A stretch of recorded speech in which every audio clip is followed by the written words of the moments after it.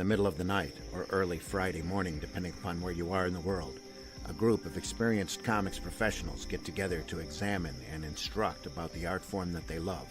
That's great comic artwork on Comics by Night, Fridays at 5 a.m. Eastern, here on the Indie Comics Network, indiecomicsnetwork.com. What was that?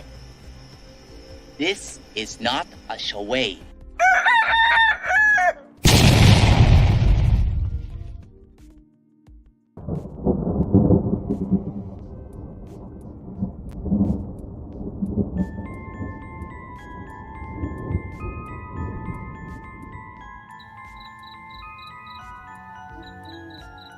In a world where creatures of myth and legend exist, a covert task force is charged with keeping humanity safe from supernatural threats. And when young Nancy Moon stumbles into the eternal battle between good and evil, she finds...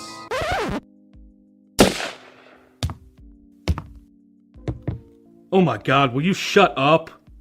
What's happening? Agent Beckett here. Aren't you tired of stuff like that? Want something different?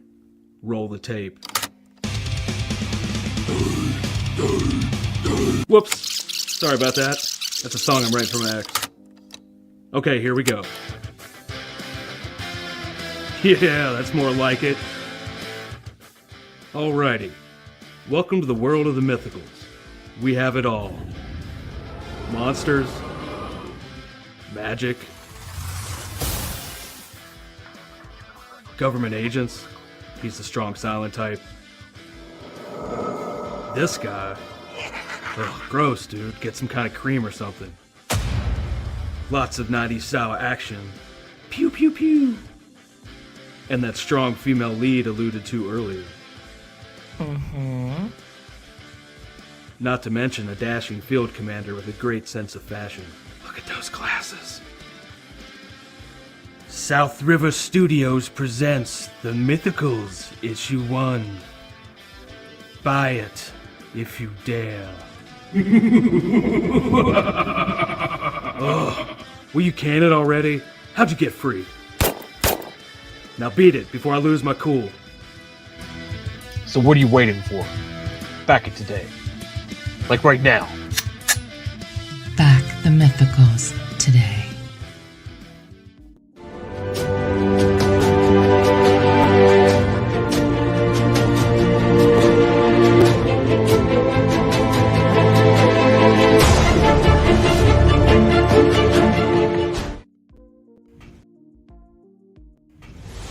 Lockdown Games and Luke Stone Studios presents Hybrids, the role-playing game.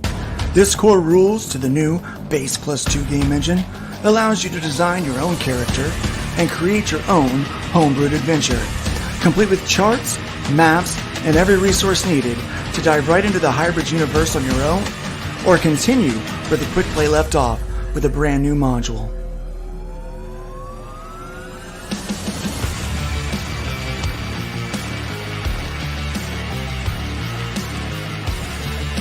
Get caught up on the series with the Killing Field trade paperback. Enhanced with creator commentary and behind-the-scenes information, this special edition gives you even more value in entertainment.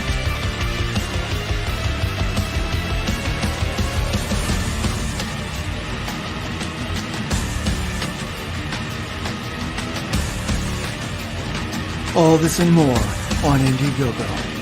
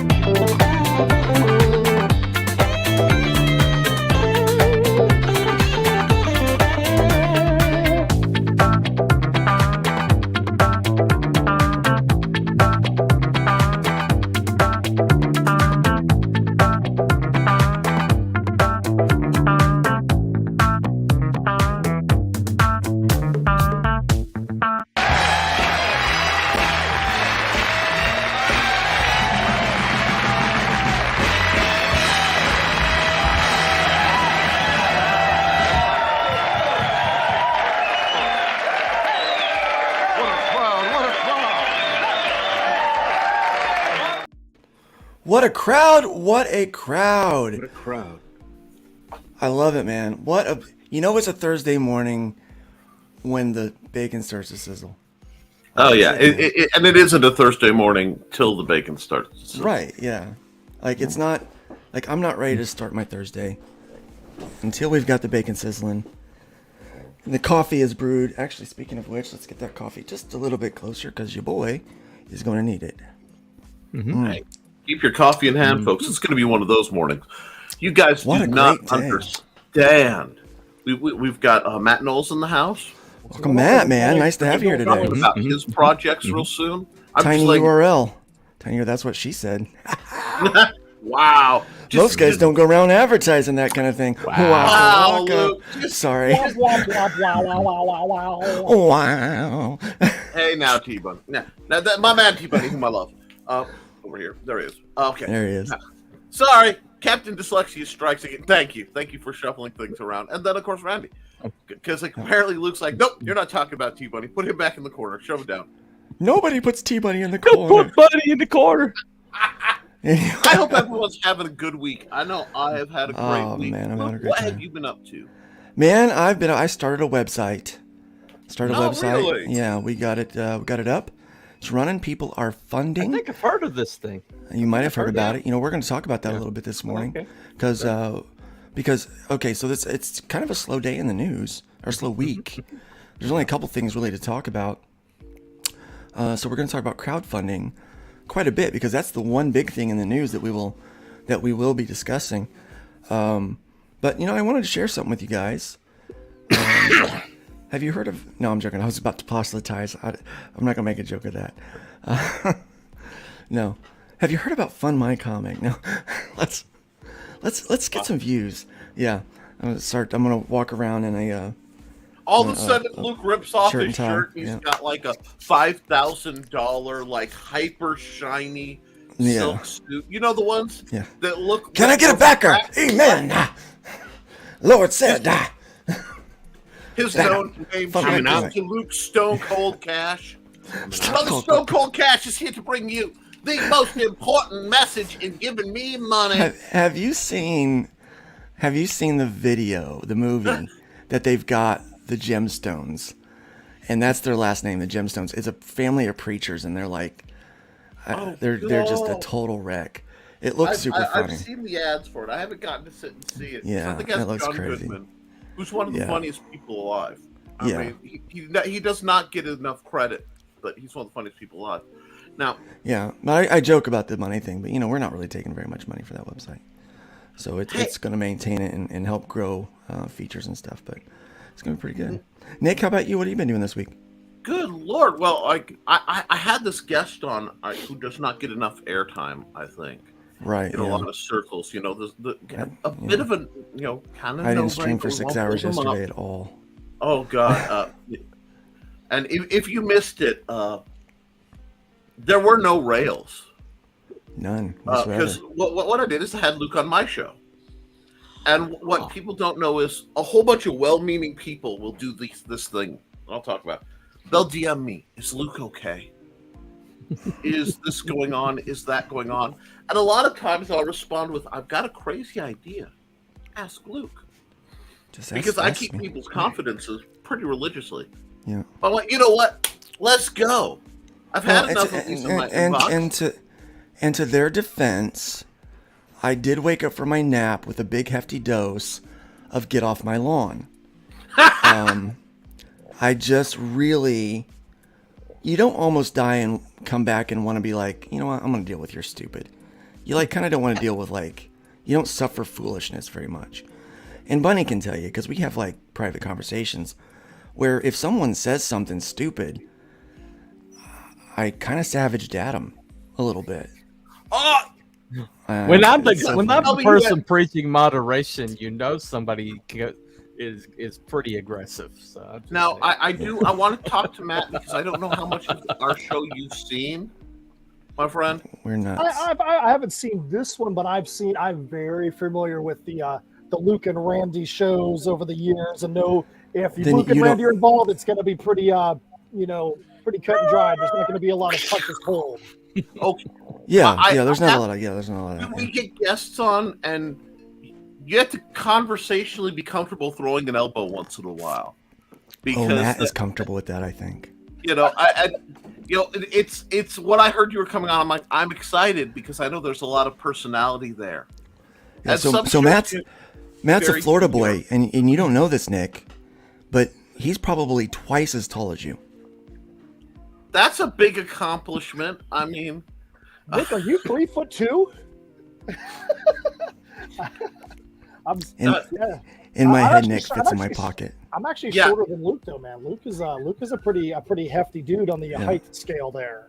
Yeah. See, I am decidedly not. I pop in at a mighty 5'8" on the long leg and 5'7" on the short leg, so I kind of average it out. But, Randy's another tall one. Speaking of tall people, here's Pedro Ang. Welcome, Pedro. The amazing Pedro Ang. He's tall even if he's short. Yep. He's still tall. Sorry I'm late, guys. Compared to his people. We got Matt Knowles here today. We're going to be talking to him about his book. He's funding an all ages book. And you know how hard that is. Because we did it with Riff Riders. That was a rough one. We need more all ages books and quality ones like Riff Riders. Talk about that here in a bit. Yeah. Life on Korra. I will talk about Mike Jimmy's awesomeness and the creativity of the team on that project. Well, guys, let's not waste a whole lot of time because I know Matt can only be with us for about an hour because unlike us, he doesn't shave out his entire Thursday morning to talk crap about comic books and the stuff they like. Yeah. And there's stuff to talk about. Oh boy. Matt so here we go. Doesn't do much shaving at all, and I respect that. No, he doesn't. No. Forget that. Yeah. Let's see. We got Will Price in the chat. Welcome, Hello, Creators sir. Outlet. Hail nerds. What's up, my nerds? And we got the great Russ Leach in there, the comic book black belt. Nice to have you here today. Fried pig. Nice. Glenn Fleming. Glenn, we've missed you on the panel. Feel free to come back anytime. Here we go. Great guy. Love you guys there. Then we got Grey Wolf Graphics in the house. Welcome, Grey Wolf. Grey Wolf has been a regular here in the Bacon Nation. Can you bring back that previous comment just for a second? Because there was some despair in it, and I want to address it real quick. EB. You had it up, Bunny. You were helping moderate that one. Okay. What's up? I'm a union man. You will be surprised, EB. You will be surprised. Because don't forget that I'm here, too. So, when we get to that conversation, I'm genuinely excited about it. Yeah. So one of the bits of news we're going to talk about is what Image has done, which is kind of a big news, kind of a big deal. But we'll get to that. All in due time, my friends. You'll just have to stick around to find out. To those who wait. Hojo is in the house. Welcome, Hojo. And if you want to see it sooner, like, share, and subscribe to this video. Funding the Mythicals right now on Indiegogo and fundmycomic.com. Check that out because that is awesome. Eric Hawkins in the house. Good morning, folks. Good morning to you. Thanks for stopping by, man. It's great to have you here. And let's get Bacon Wrap 4K special today. We do broadcast in full HD here. So that's a whole lot of sexy guys. My son, I think, fixed my internet for me. Oh, nice. Yeah, he figured me out. And he's like, well, Dad, are you doing this? Like one night he just came in and helped me get it. Because I couldn't broadcast Tuesday night. I had nothing. So he was like, I'm doing fine, Dad. And I'm like, I got nothing over here. I said, I thought it was out. He goes, no. It was a boomer problem, or what we call a picnic problem. Problem in chair, not in computer. PEBCAC. Problem exists between chair and keyboard. Right, yeah. Immortal Rising's in the house. Welcome, Immortal Rising. You're making me laugh already. You file that under the ID10T form. Yeah, ID10T. I hate to ask, what is ID10T? Write it down. Seriously, I'm not going to explain. Okay, idiot. Okay. Yep. I did it in my head. Idiot. ID10T. Sorry, yeah, we got you thinking. Welcome, Nicholas Gear. Welcome. It's good to have you here this morning. Agent Zero's in the house. Welcome, Agent Zero. Another one of our Aero comrades. Is that what I want? Yeah. Well, that sounds Russian. Keep rolling. Yeah, EB's like in the house. Welcome, EB. Cohort. It's great to have you here today. Cohort works pretty good. That sounds a little better. James Hayes in the house. Welcome, my friend. Hello, everyone. I hope that you're having a great day. I am File 13 is also here. Welcome, File 13. It's great to have you here today as well. We have got... Who else? We've got Nerium. Welcome, Nerium. Bacon, bacon, bacon. Probably the most. It's great to have you here today. Comics that I absolutely adore her. She was one of my favorite interviews that we did the other day, man. I'm telling you. She is a classy lady. What a tremendous artist. She's dynamite, man. And let me see what else we got going on here. We got Mad Ruth in the house. Welcome, Mad Ruth. And we've got Max Santiago. Man, that's a fun name to say. Hola. Santiago. Santiago. ¿Cómo estás? Everyone talks about how my name is cool, but Max Santiago is way cooler than Luke Stone. Yeah. Max Santiago is like a name, like a guy who will take your wife away. Like, come with Max. Yeah, he's not allowed anywhere near Beth. Please don't turn on my telenovela mind. Yeah, I walked on. Maybe in Colombia. Yeah. Don't get me started on telenovela. Spanish at all, but I used to religiously watch telenovelas with my brothers, and we'd just make up whatever they were saying. Okay, it depends, Nick. I have to stop you now. It depends what kind of telenovela you're watching. Is it Mexican telenovela? Is it Colombian telenovela? Or is it Argentinian telenovela? Because they're different. Oh my gosh, there's a difference. Yeah. Big. You fall down a rabbit hole now. Oh my gosh. Welcome, Matt. Suddenly, we spend most of our time in the rabbit hole. Yeah. We spend most of our time. We're talking about cool last names. I referenced this soccer game the other night, and I kid you not, the lady's last name was Bloodsaw. Her real last name was Bloodsaw. I was like, that is the most intimidating, cool sports last name in history. That's not a family of florists. No, they are not. So, guys, before we get started too much, I want to share this. I don't know if you saw this, but Action News Jax, my old hometown, shared this article. It said that a super rare Jurassic era bug discovered during a Walmart shopping trip. Only in Florida. Yeah, they have to stop hiring old people as readers at Walmart. No. Sorry, I have to do it. No, that's perfect. That's perfect. Yeah. So basically, the gist of this thing is this guy pretty much he finds this bug at Walmart, doesn't know what it is, and he takes it home and he pins it, and a couple years later he finds out that it's this rare Jurassic era bug.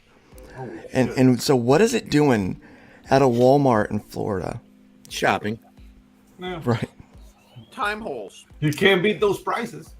I have often said that Walmart has a time continuum in there, that when you walk in, time slows down. You think 5 or 10 minutes has passed, but really it's been hours. And so I believe time might be going in reverse at Walmart. Not only that, but when you walk in, then when you walk out, you have to reorientate yourself to what reality you're in and exactly where you're at, because every Walmart looks exactly alike. So you never know. You could walk in at one location and walk out at a completely different location. You could actually teleport. It sounds like a wrinkle. Especially if you go through the checkout line. Yeah, it does, Matt's got a point. He says it sounds like a new Arrow Comics plot.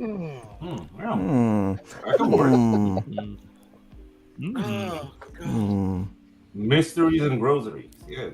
Yeah. I can't remember his name, but the guy from The Authority who, once he steps on the road, he can go anywhere connected to the road. Potato chips and prehistorics. Yeah. That's not the guy's name. Prebiotics and prehistorics. Yeah, that's still not the guy's name. No. But yeah, I wanted to share that with you guys. Beth shared that article with me. I thought that was pretty funny. My breed of cool. I'm all for that. But you never know what'll wander into a Walmart. Yeah. Watch your vegetables properly, kids. Immortal Rising said he knew a chick whose name was Good Enough. That works. Good enough, really. Stacy, good enough. I give her about a 7.5. That's what she said. Good enough. Yeah, I would put more effort, but yeah, it's good enough. Yeah. Bunny, if you can help me with those comments, I'm gonna. First name Yaint. Articles over here. All right, so crowdfunding. So we started a crowdfunding website this week. Yeah. And So in 2022, we all knew crowdfunding was blowing up. In February, just one sliver of the crowdfunding market alone last year had already made like $1 million. But now we are seeing campaigns that should be pulling in gangbusters, that should have blown past their goals and be well into $20,000, $30,000, $40,000.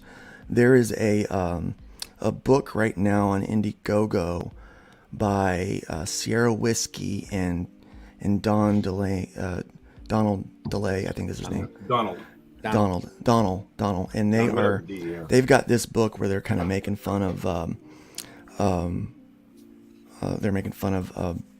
man, what is his name? John Malin? It's like John Malin. Thank you. Sometimes COVID brain still gets me, right? Yeah, it's all so right. John Malin has yet to get a Dale Keown cover, right? Mm-hmm. Everybody else is getting Dale Keown covers. This creator named Mandy has gotten like 3 or 4 of them, right? I was gonna say Mandy's getting all the Dale Keown covers.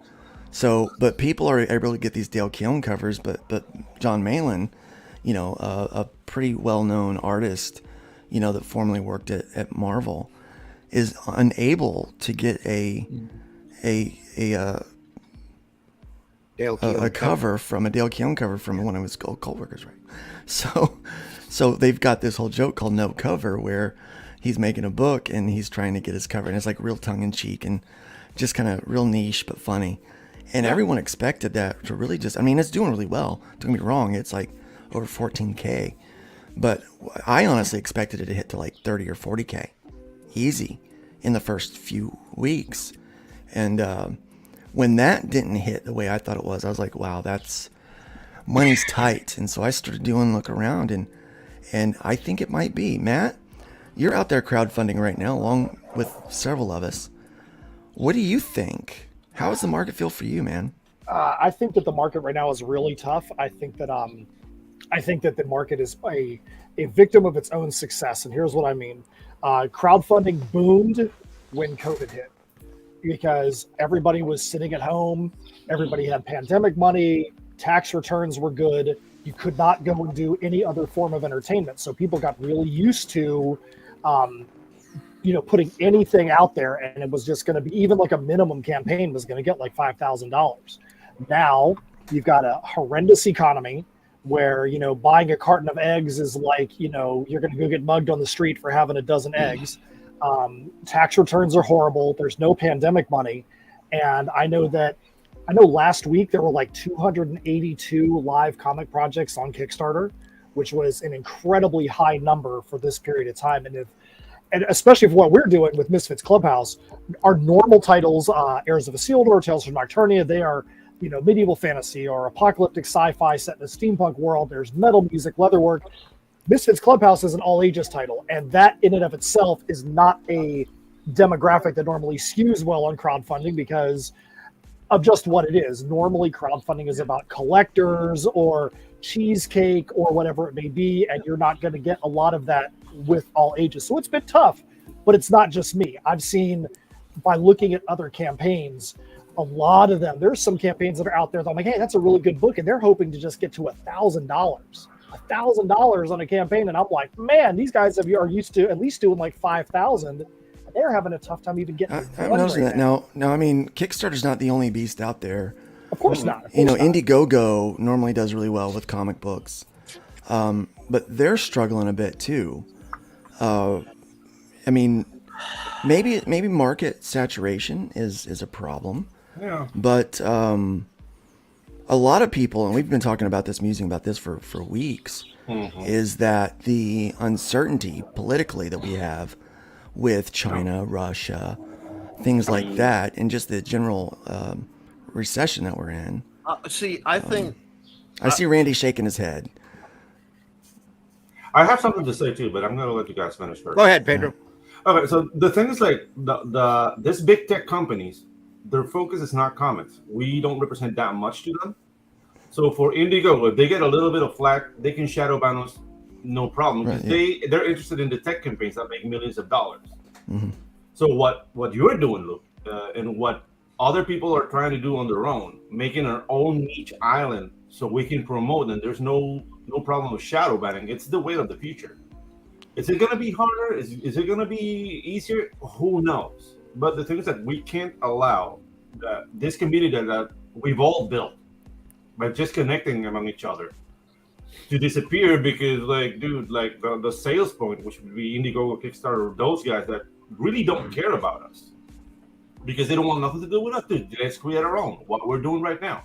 Is it gonna be harder? Yeah, we might see another like 6 figures campaign. It's not about the 6 figures, guys. That's awesome to have, but dude, it's about having the funds to make the comic and make it to the customer. The guys who are excellent are gonna go to the top and make as much money as they can.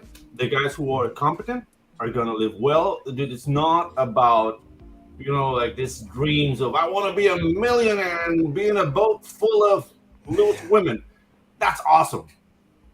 I've been in boats full of loose women. It stops being fun after 2 hours. Stop bragging, man. Yeah. Oh, dude, I was invited. It wasn't my boat, but it gets boring. It gets boring. You can't be your whole life like in the beach with a Mai Tai going. It's, dude, we're here to make comics, man. So as long as we keep the ball rolling, keeping our customers happy, we'll be fine. That's it. Yeah, okay. All the travails that Pedro goes through. Yeah, horrible. I'm still thinking that he's All the been horror on stories a boat of third full of world women. country. Yeah. I'm like, what's it like down there in Panama? It's awesome, man. Like, man, maybe I might need to think about moving. I don't know. Yeah, dude, okay. That's the thing. Like, if you want to live like I can see Bethy and I out on the beach every day drinking a Mai Tai. Mai Tais. Yeah, no, the thing's like if you wanna live like a middle class lifestyle in Panama, it's like $3,000 a month. Wow, that's all you need. The eggs are $2 a dozen down here. Yeah, so that's because you have a lot of chickens. Yeah. Yeah. I see another thing I'm seeing with comic books particularly. Comics and games make up about 5 to 10%, maybe at best 10% of the total crowdfunding market. But what I'm seeing is an influx of people coming in with product, trying to capitalize on the money that hard workers were making during those times, particularly through 2020 to 2022. Just unpopular. That too. And not Shadowband. Okay. I'm just unpopular. I'm just ugly. Yeah, you're just unpopular. But I saw a drop off in the market in November of last year. We had just come off the hills of funding Rift Riders, which made over 10K. And then I went right back into my other book, and market saturation hit because everybody was crowdfunding, and then nobody was buying anything. So several campaigns were struggling right at the same time as I was. I mean, I made a little over $1,000, but it wasn't what I'm used to. I typically crowdfund at a much higher level, and I'm seeing people that would normally be on the backer list. They're still in my corner. They're still with me. They've just had a really hard financial situation hit them. And now with games, Nick and I are releasing this game, and no one could have foresaw that D&D would open up 5.1 to be open license, free Creative Commons, right? So now everybody and their grandma's making a D&D game, making a new RPG. Okay. Yeah. After a while, people will start to learn that when I say I'm pulling out my crystal ball, I usually am at least 80% right. I have this habit of telling people this is coming. And one thing I've been saying for a long time about these comics and stuff is, guys, the bubble's gonna pop. Yeah. And what you don't want to hear is that's a good thing. Because whenever there's a new way of doing something, at the very beginning, if you can get in, you can make a vast sum of money very fast, and then you get out. Because what's going to happen as soon as people start spiking, everybody's going to rush to try to meet that wave, and it's going to overpower it and pop it. And I really believe if Fund My Comic had existed 2 years ago, or if the Hybrids RPG had launched on time, we would have cleared 5 figures. Probably. Yeah. I truly believe that. And because it wasn't able to, we missed that bubble. And I watched that good time tick away where I can watch the odds of things going. It's just the way my mind works. Yeah. But what we're gonna see, and why I'm not worried, like I'm not hyperventilating. We're not gonna, because right now, just like there was the comic and crowdfund collusion, you're getting another game one. When you look at Old Gods of Appalachia, which is my favorite podcast, it's a horror anthology podcast. I thought this was your favorite podcast name. Horror? Well, that I'm not on. And I don't count this as a podcast. Horror. I said horror. Yeah, okay. I heard horror. All right. Yeah. Pedro's although, ironically, predisposed to there are women who run houses of ill repute in the 20s involved. But my mind's still on Pedro's partying. Horror. Right. And then I get paid.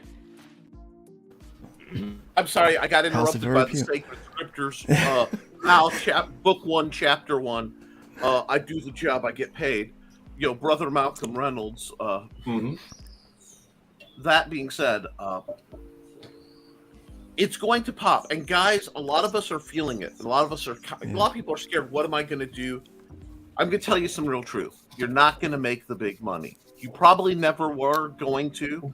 And you probably never will make But that's not fair because some people are still making big money. Hold on. Just hold on. There will always be people who have huge platforms going into it.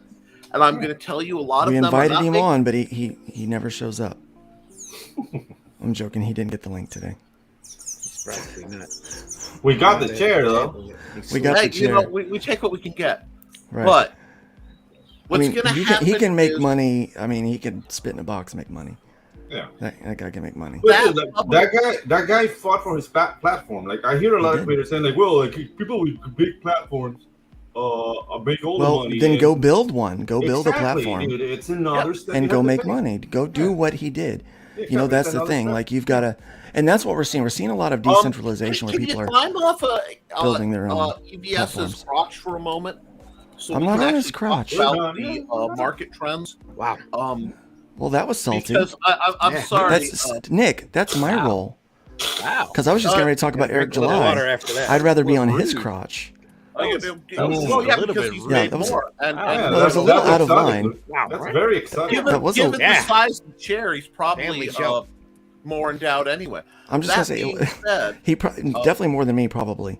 But I was going to say that was just a little bit out of line. Because what we're talking about is building platforms. And rather, it's not about him. It's about the platform itself. The problem is when we're trying to analyze the trend. When you're trying to analyze the trend of a business, I know this is a little dull, but if you actually want to make money long term, you have to learn to think this for a lot of people. Or else what you'll do is you'll end up, I made a lot of money this year to this year, and you'll spend the rest of your life grinding that, why couldn't I do it? Because it shifted. Yeah. And well, of course it shifted. But you don't have to worry about market shift if you create your own market. Well, that's kind of the point. That's part of it, creating your own funding. I'm talking crowdfunding. Aaron Lopresti still does very well on his books because he has a built-in market. Yes. Because he has that fan base that's going to come and support him. Yes, and that's but the problem is that's an outlier for everyone who if you don't have that kind of huge fan base, you can't look. There's no point tracking it because that's a factor you don't have. So you either have to devote to doing it. It's a distraction. The real way is you have to keep doing what Luke's been doing and was on the path before he got sick. And that was you put out a consistent quality product. You build a slow community and you build up and you'll get consistent results. What's going to happen is all these people flooding the market in games, all these people flooding the market in comics, in any of the big booms that are going on crowdfunding right now, they're going to pop and they're going to fizzle. And guys, this is the point where you find stability and you hold the line. Something like my comic is great and necessary when you talk platforms, because you don't have to worry about being deplatformed. You don't have to worry about being shadow banned. You don't have to worry about it's a true neutral ground. It's for and that's one thing, creative expression, because that's one of the things that really affected me. What made me want to do that to begin with was seeing that people were having issues with, you know, and now right now it might be conservative voices or one side of a political aisle, but when that pendulum swings, and trust me, it will. No, Luke. I mean, realistically, you're building Fund My Comic on your fan base and the people who know you. Well, I built it because I wanted to make comics and be left the hell alone. No. I'm not saying why. I'm saying what you built it, what you're building it on. Yeah, they need it. They need it. As people bridge outside, because one thing I want people to understand: when I make a game, it's for anybody who wants to play a game and have fun. I don't care if you voted for Trump or you voted for Biden or you voted for Vermin Supreme with the boot on his head. If you like fun comics, do that. Likewise, people need to understand that if you want to put your comic up, well, see, I'll provide a service. That's a trade up. Hey, cost does not equate value, my friend. No, it does not. Never doubt that. Whoever's going to win this race, Nick, but whoever's going to win this race is the one who's here for the right reasons. Yep. If people see a wave and they're like, okay, there's money in here, their motivation is making money. So the moment they're not making enough money, there's no passion, they're going to stop. Yeah. And that's how, Fund My Comic isn't about the money, right? Yeah. It's for me, it's about offering people the freedom to do what they want to be able. I don't believe in any kind of censorship whatsoever, but I think people should be able to keep more of their own money. Basically, is really what it comes down to. So we allow them to do that. You know, that's that longevity, guys. It's a long game.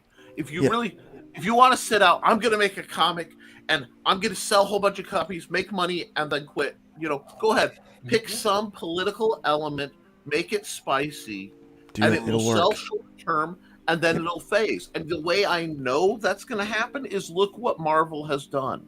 Yeah, Marvel has tried to exist on hate views. Several programs. I'm not naming the cartoon because I don't think it deserves any more quality, discussion by name.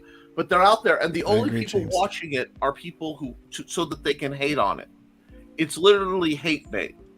Yeah, and I think that, but there's no longevity to it. Did you guys watch the new Dave Chappelle special? Rock. Not Dave. Chris Rock special. The Dave Chris Rock. Yes. Selective outrage is such a great way to get clicks and likes right now. And higher. And I mean, everyone is noticing these things, and it's but you're right. It's the longevity, because there's people that's coming into comics and games right now to crowdfund that are trying to chase those dollars because they think there's dollars to be made there, and they're not going to be around for the long term. You're going to have to hit some. Likewise, you're going we to have to hit some long term. The sawtooth pattern of make a whole bunch of money out in a crowdfund, drop, take most of the money you made on a crowdfund to invest into the next crowdfund. When you look at what it actually nets somebody in profit that doesn't reinvest, it's really, really low. Yeah. Speaking of somebody that's... Yeah, you're right. You're absolutely right. So what? That's why, guys, what you want is get your comic crowdfund, but you want to look for a print-on-demand service. You want to look for digital downloads after, because they are actually different markets, and that's what's going to keep the money coming. That's part of why I love what's coming down the pipe for Fund My Comic, because Fund My Comic isn't just going to compete with Indiegogo and Kickstarter. Yeah. Fund My Comic, whether they realize it or not, is going to compete with folks like Amazon and Lulu. Because here in Fund My Comic, we're all about laying pipe. Yes. That's what she said. Yes. 'Tis what she proclaimed. Speaking of, but talking about timing, so we know timing is important. Yep. Timing is not playing well for us on the on the game, but it did play well for us on Fund My Comic because it just happened to coincide with some pretty bold political statements that were being made from Crowdfundr president that no one associated with one particular group of creators was going to be allowed on their platform. Well, that still to me feels like hate by association. It feels like censorship. It feels like a lot of different things that frankly is quite un-American, but goes against my core values. He's Canadian, yeah, but it goes against my core values. You know, so it could not have came at a better time for me launching a website. I love when people play their cards because I can, believe it or not, I can respect somebody who says, I don't want this on my site. Because to do it, they have to be willing not to make the money. Yeah. And as long as civility is maintained, this is not something I want to be associated with. Business-wise, there's no reason to take it personal because what people want, they will seek out. Right, and there's no reason to be on a platform where you're not wanted. The cool thing about what I wanted to do was basically, as long as you can stay civil, everybody is allowed, and you're allowed to create your art your way, but you maintain civility. Did you guys see that interview? I did, yeah. Okay, because I don't think he was connecting the not making money with I don't want comics here because when he was telling the words of, so you're telling me I'm supposed to let know all the comic state community that they're not welcome? Like, dude, that guy was deers in the headlights, just like, yeah. Well, let's be honest, they do make money. Yeah, exactly. They do make money. And that's the thing. There are some people. I look at it like this. I'm still an independent artist. I still take commissions, little commissions. Little art. I'm okay with that. I've had people, I want you to draw me this. I will give you money. No. Well, what do you mean no? I don't draw pornography. Okay. I don't take money for other people's IP without the IP creator's express consent. So, and I only add that because if somebody's like, I want to pay you to draw chlorine, Luke could get a DM. Hold on. Luke, somebody wants me to draw chlorine. What cut do you want? I might make $20. You want me to send you a couple? Because that's how I believe one should treat other people's IP. Yeah. I'd say keep it all, brother. I don't need it. But that has cost me lots of money. And I'm okay with that because some things don't have monetary value. Yeah. Well, let's get back to this here in a minute because Matt's going to have to be going here soon. Yeah. But talking about longevity, Matt's been in the game for a long time. Matt, how long have you been making comic books, man? I've been making comic books 6-7 years. Before that, I was a metal musician, and that kind of transitioned into this. So that's why the original stuff that I did have a lot of metal influence. And Luke, I'm not sure if you want to play the campaign video in here. It's only 55 seconds, but there's some original music on here too that I think you guys might do. Let's do it, man. Let's do it. Awesome. Yeah. Play it. Can you guys hear it? We can't see it right now. Yeah. Okay. It does this weird thing. It does not let me go into StreamYard. Stop letting me do it. Go into full screen mode. Huh.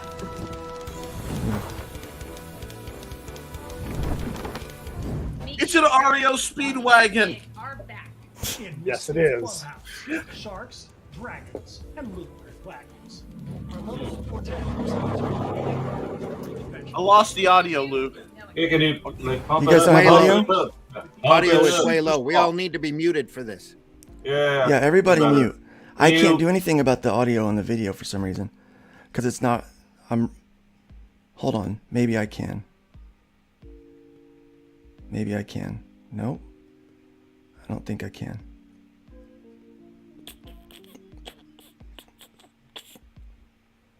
As Steph and I wait patiently. Yeah, waiting right there, looking at us. You're looking at me like, Luke, quit boomering it. Let me try doing this.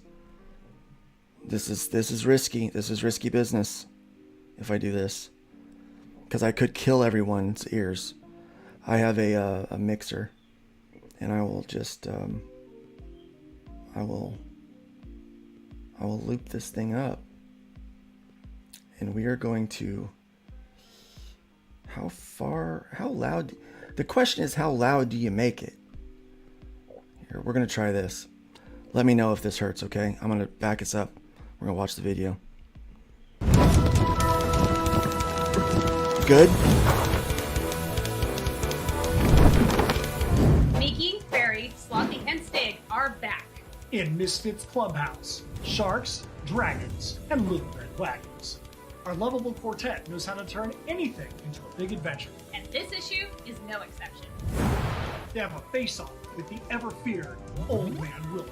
There's a beach bash bonanza in their future. And we also get to meet for the very first time their favorite TV hero, Bruce McTutherson, Aquatic Investigator. This campaign will have multiple collectible covers by awesome artists. And as you'd expect from us, some unique swag. We hope you'll stick around. Come on in and hang out in the clubhouse. Join along in the shenanigans.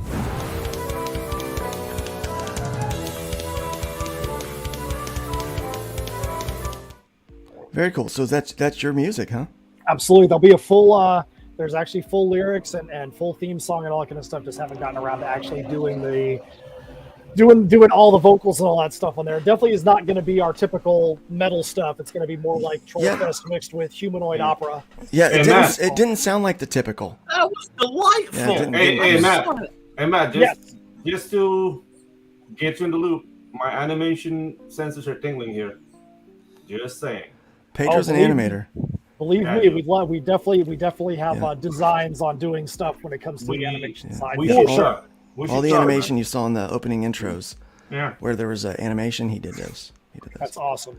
Yeah, no, and we were talking before we got on, and I know Nick, you were talking about there needs to be more all ages comics, and with what we normally do, we're doing like Heirs of Isildur is apocalyptic sci-fi set in a steampunk world. There's death metal involved in it. Tales from Nocturnia is the same way. We have multiple metal albums.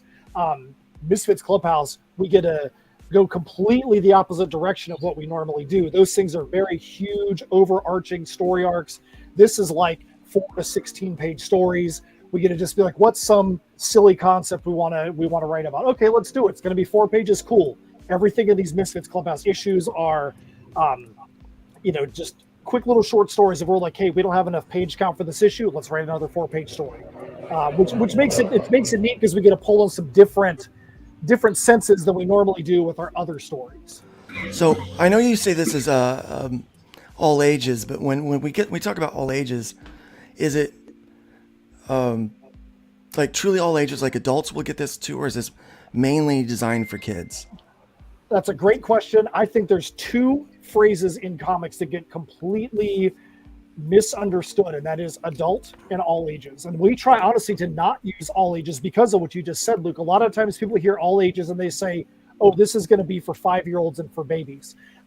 It's for the young and the young at heart.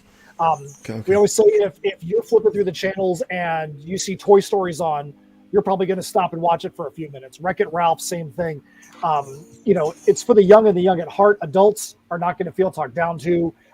They're stories that we enjoy, we're going to have fun with, but you can also throw it down in front of your 10-year-old and they're going to enjoy it as well. There's nothing in the book that you're going to read. And part of it, we're also on, this is also a title that's on the Scout Comics Scoot imprint. So part of being on Scoot is that they don't want there to be any double entendres where if there's some kind of sexual innuendo and then they go, Daddy, what does this thing mean? And now you're having an uncomfortable conversation with an 8-year-old. Yeah, I like to call that safe for kids. Yes. Exactly. So yeah, I think safe for kids is a better way to call it. That follows into my question because a lot of this had visually an almost Ed, and Eddie vibe, but yes, knowing that program knows there's some elements that they're usually very heavily hidden, but there were a lot of like how you handle the adults watching it versus the kids, if you're doing the double stream where it's almost like you have a double entendre as a thing, or if it's just all based kind of awesome. So this looks this is what I was looking fun. For. Yeah, dude. This just looks fun. I like the lighting. Yes. I honestly, Matt, I would have liked to seen these further up in the campaign instead of having to get past all that other stuff. This is the stuff I look for first, is sample pages because that lets me know what I'm buying. Yeah. And so this is fun. This reminds me of Cartoon Network. Yeah. Kind of stuff like The good like one. Kids Next yeah. Door. Fairly Odd Parents for sure. Fairly Odd Parents. I was going to say Cow and Chicken. What's that one with Finn and Kids Adventure Time? Next Door. You know, like it's summer break. Mhm. It's 120 days of summer vacation. Yeah. I know. And school comes along just to end it. Like I know the song. What's the name of the show? Phineas and Ferb. Phineas and Ferb. Thank you. Phineas and Ferb. Okay. Yeah, man. Sorry. COVID brain. I can remember see the it, song, but I kept can't remember the name of it. seeing Harry Platypus. I couldn't like get past Harry Bruce Platypus. McTutherson. So Yeah. tell me about your story and your characters for a All moment. right. So the story, all the adventures follow Mickey, Fairy, Slothy, and Stig, who are these 4 kids that get together at their Misfits clubhouse in the backyard of Mickey's house. Everything either starts from there or just is about this group. I mean, one of the most popular stories that we've done for them is called Pinball Madness, where the kids get trapped in a pinball machine and have to play their way out. And that one, it's raining outside, and they can't go out to the clubhouse, and they end up finding an old pinball machine in Mickey's garage. So it doesn't mean that everything takes place there, but that's their kind of home base. That's the thing that links them. So Bruce McTutherson is a story within a story. Think about like how the Fat Albert gang would want to rush back to the clubhouse so that way they could go watch the Brown Hornet. Man, Bruce I McTutherson- loved Fat Albert. Yes. Thank you for talking about that. So Bruce McTutherson is the same way. It's their favorite animated story. Bruce McTutherson, Aquatic Investigator. The story is called Robbery at Fishbacks. And we get to follow this adventure of this bumbling aquatic investigator who's super intelligent, but also super dumb at the same time. You know, the man can't stop falling around and can't stop making a mess of things. But he's also super intelligent and can pretty much pick out anything and try to solve the crime. We've had a lot of fun when writing that story. That story actually is super meta because Steph and her kids a few years ago, she's a huge shark fan, and they were doing like a Build-A-Bear thing, and she made this shark, and it's literally named Bruce McTutherson. That's what she named it. And for those that don't know, I live in Florida. She lives in California. So when we're working on our comics, we're on video chat, and Bruce sits behind her in a room.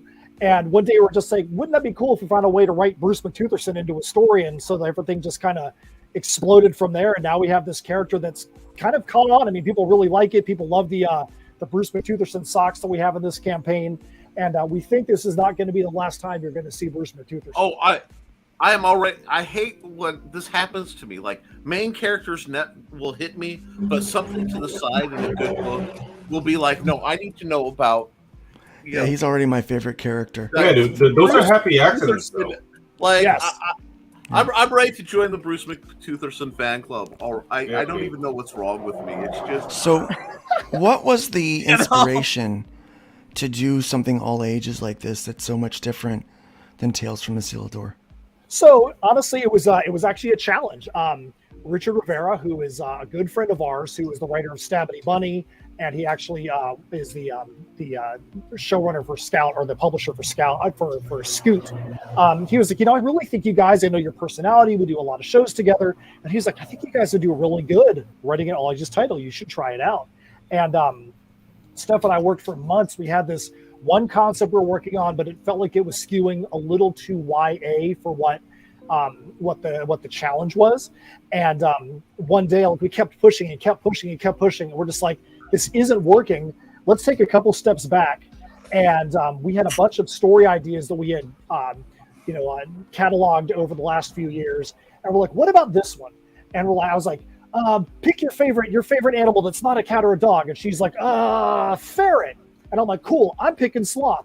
We're going to use these two characters, a ferret and a sloth. This is going to be our story. And we had our pitch. It just worked. I think we had our pitch like a day later for Scout based on the first story, which is called I Don't Want Any Asparagus. And, well, that's fair. Yeah, like I said, we try to do things that are ridiculous, but then also some things like Old Man Willow, which is in here, which is about the kids find out that there's this terrible menace that's been terrorizing their town, and as they learn a little bit more about it, they find out there's a lot more than what they've been told. And so there are some times when we hit on some heavier subjects, But there are times we just want to have fun and just be dumb, like in Pinball Madness. Their sloth buddy is the one who doesn't get trapped in the pinball machine, and he's the one who has to learn how to play pinball. And just imagine a sloth being the one that has to be the one that saves her friends, having to learn how to play this machine. And the great thing about that story was our artist, Raheel Mohsen, is in India. And there's a lot of things that we take for granted. Just, everybody in a specific culture is going to take certain things for granted. Oh, dude. And He we're drew like, yeah, Cat we're Dad, gonna didn't play. he? We're like, Sorry, he Pedro. did. Yeah. We're like, we're just going to play pinball. He's got a and- style. It's very Yeah. clear. and he's like, guys, he's like, I've never played a pinball machine before. And we're like, we never thought about the fact that that's just not something that's a thing in India. So we had to go all the way back to, this is what a bumper is. This is what a flipper is. This is how you score. And we got to watch this full-grown adult just be like, oh, so can I draw this? Can I draw a trampoline farm in this thing? Can I do this? And we're like, dude, whatever you want. If you think it's fun, then that's what a reader is going to think is fun too. And so we got to see this adult draw these things that he thought was the coolest thing known to man to put in this thing. So it was really neat. So let me ask this question. We've just been talking about how crowdfunding is hard, right? Been having a lot of trouble, especially it requires a grind normally to get the numbers that you want to get. But right now, we're really struggling with even getting our minimums. And normally when something is a passion project, we have a lot of drive, a lot of push. On something like this where it was a prompt, a prompt, right? How do you dig deep to find the personal connection to it to push through some of the challenges that crowdfunding's offering right now? I think it's a great question. One of the things that we do is there's a lot of personal stories and personal twinges to a lot of the stories. I mean, obviously, I don't want any asparagus. It's not like some, there's some big personal thing there. But in Pinball Madness, I'm a huge pinball fan. So being able to explore some of that was great. The pinball machine that he's in is called Escape from Krypton 7. And I am a huge fantasy football player. I'm a huge Aliens fan, and half of my fantasy football teams are literally named after the planet Krypton 7. So we find ways to meta put things from our real life into these stories, and so that's what gives us that personal piece there. The sloth in the story, Slothy, his parents forgot to name him. That's why he's just called Slothy. That's been a big thing. We keep a sloth with steampunk goggles at our table at shows, and people really love. They're like, oh, I can't buy him. I'm like, no, dude, he's just our mascot. So we find ways to bring that. Well, it sounds like you got new merch for the next campaign. Yeah, you better believe that. You're gonna make some slothies. I will say one of the toughest things about crowdfunding a book like this, Blessing and a Curse. This is a title that's on Scoot on the Scout Comics Network, a publisher. There are certain things you can do and certain things you can't do, because there's an agreement between us and the publisher about what we can't put a retail tier in here. Yeah. We need to make sure because then we'd be cutting into the publisher's business. But the publisher understands that comics are hard and there's a lot of money, especially if you're not an artist. I mean, you're not lucky to be Luke Stone, who can do everything and write and do the art and all that. But people like us that can barely draw a stick figure, we got to pay our artists, and they know that being on a publisher is not normally going to pay that money. You got to pay those artists. So the $2,000 is going to pay your creative team. Pretty much. And the way that as we know on Kickstarter, it's all or nothing. You can set your pledge to be what you really want for the campaign, or you can set it for what you think you can get in the first couple of days. And we always set it low because we want to get to stretch goals. We want to be able to add fun things into the campaign. Sure. What we said there were our next stretches are 35, 20, and 102. Will we make those? Who the heck knows? But that's $1 and one backer more than the first Misfits campaign. So that's what our ultimate goal is. If we can do that, we have some really fun stuff, some cool stuff that we are going to be able to give all the backers. But you know what? Is it crazy to try and get there? Yeah. But are we all crazy? Also, yes. So let's see. Well, that's why we're doing comics. But I know that's one of the questions I know, especially as a consumer, and I know some of the people on our show, watch our show, would ask, well, if you're on an imprint that is in Diamond, in previews and stuff like that, then why crowdfund? Why do we crowdfund for those if you've already got your sales and distribution that way? So I like to ask that kind of question so that I might know but I don't think everyone knows. Yeah, like you said, I don't think people realize the unbelievable amount of money it takes just to break even on a comic. And think about it, any other aspect of your life. If you were like, you know, oh, you're going to go spend hours upon hours upon hours, and you're going to travel to you know, guest appearances at Comic-Cons, and you're going to do this, and after all this time, you might have $0. You'd be like, that's completely insane. So, you know, you want to be able to make money because you have bills to pay. Yeah, and you know, I'm doing this full time now, and believe it or not, we've decided from a financial standpoint to cut down conventions considerably because they don't bring in the money that you know that what you would expect them to bring in. I make more money drawing comics and logos and stuff for other people sitting right here in my chair. I feel you. Right? Yeah. So that affords me a living to be able to do that where conventions was not doing it. Right? It just wasn't doing it for us. Yeah, we're in the same boat. We try to make sure, because again, with me being in Florida and Steph being in California, there's never technically any show that's local because somebody's traveling somewhere if we're both going to be there. So like last year we were at New York Comic-Con, we've done GeekCon in Louisiana, LA Comic-Con. Most of the shows we do are in the Southeast because Florida, Luke, as you know, is a hotbed for shows. There's almost too many shows in Florida, but Florida nonetheless has got a ton of shows. So if we want to get out to a convention, like I just did one last weekend in Clearwater, Florida, I could drive down there. It was a long drive, but I drove down there, one-day show, came back. I was in the black for being at that show. I love shows like that because I can come home and feel like, because I'm also a soccer official. My choice a lot of times is, do I want to go to a show or do I want to go ref a few soccer games? And which one is going to be more lucrative or beneficial to my home life or to my business life? And so people know we don't only look at the possibility of making money as being whether it's beneficial. It's, you know, who's going to be there, what kind of connections are we going to have, are we all going to be able to have a good time meeting up with some of our friends too, you know, because a lot of times this is how we do business now, right? A lot of us, we're on the internet is life, and we talk with a lot of people, but we don't get to see a lot of people in person. I remember the first time I met Randy, we went to a show, we met up at a show. And it was recent. It was, you know, we both woke up for our nap. It was our first show back. And I was like, Randy, I didn't know you were that tall. We said the same thing to each other. Yeah, I didn't know you were that tall. You look very short on this screen. You know, probably me more so than most people because I have the down angle on my camera. But you know, so it's fun to get to see people. The bad side effect is those that you've had. You know, that you've told to F off on internet. On the internet, they're in person. They're in person too. So that's always fun. It's like, yeah, I told that guy to F off. I think one thing that Nick said earlier that really resonates there is that it's a long game. You never know why somebody is going to support you, whether it's on crowdfunding, whether it's at a live show. So you always need to make sure that you're prepared because you might go to a live show and you might have a show that financially is garbage.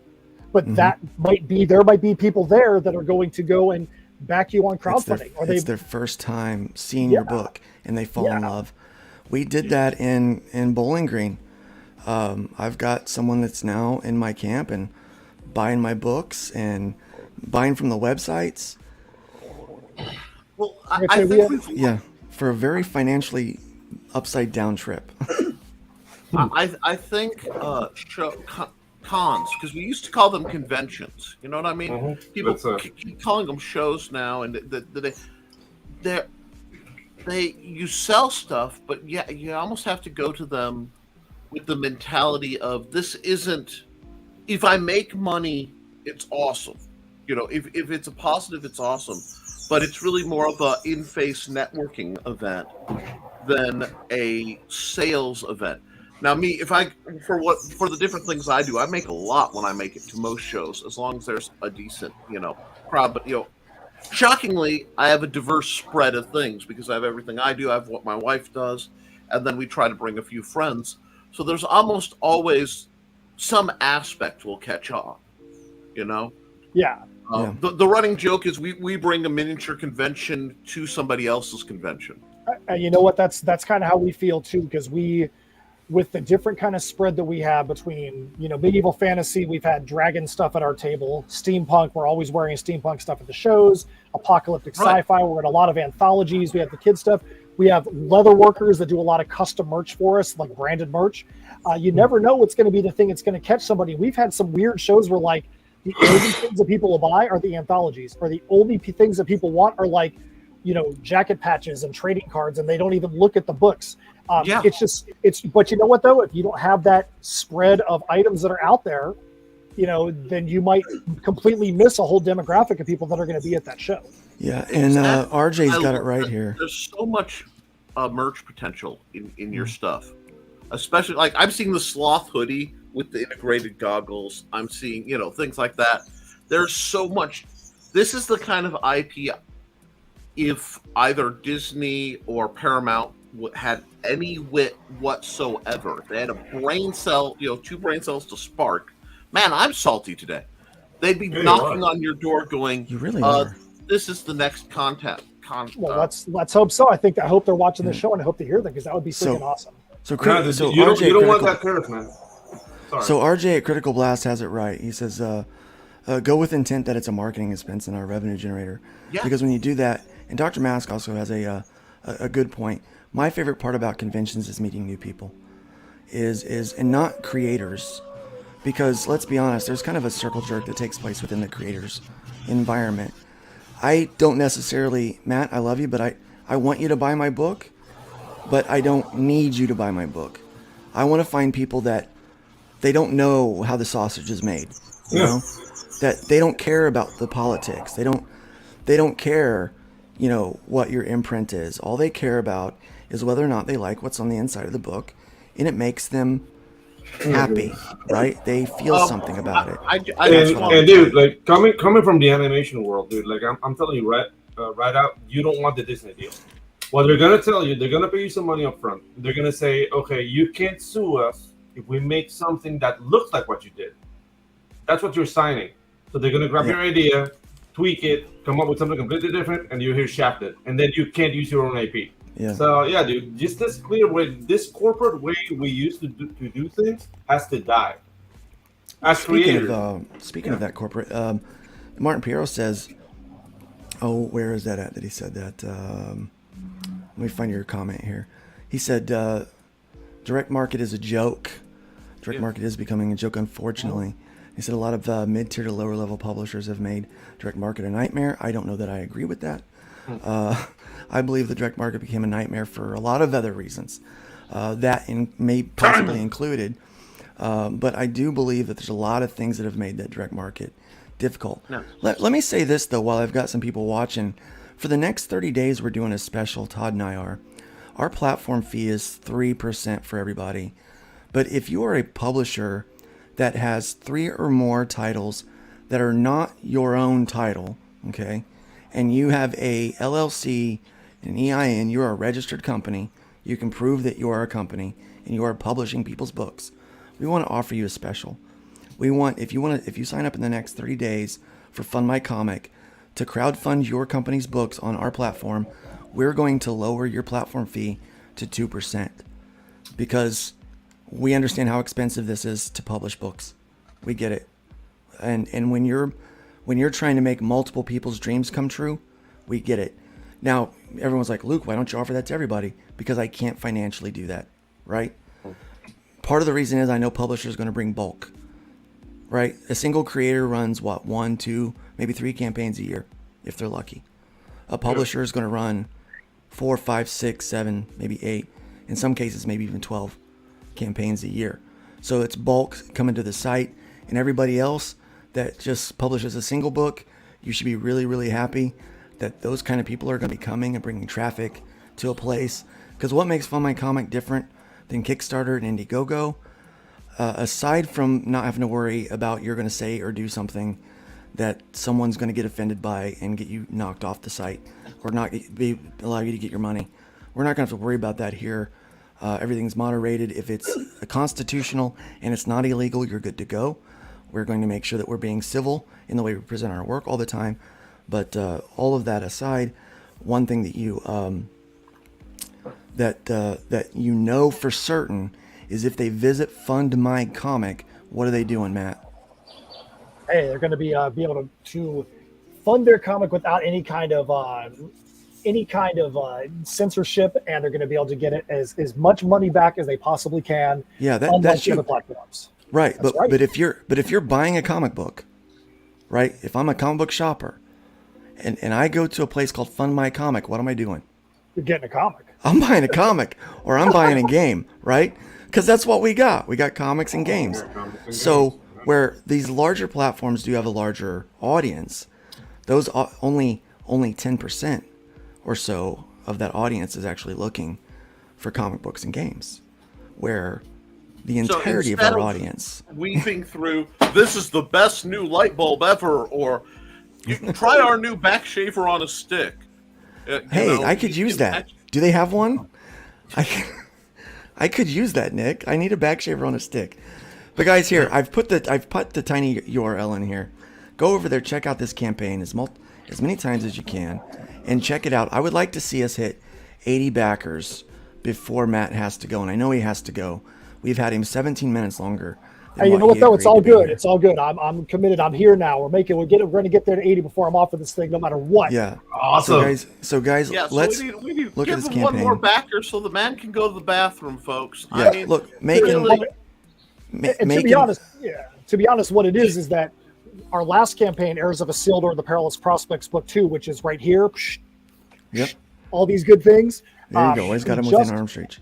We just got the final piece of the puzzle for that outside of our metal covers yesterday. We had a 1 month delay on our trading cards, and every single backer for that campaign either gets 7 or 20 trading cards. So I've got 1,400 trading cards sitting in the other room. I have to finish getting those packages together. My entire living room is unusable right now because I put everything out there together for every single order, but I couldn't even put them in the Geminis because every backer's got 7 to 20 trading cards.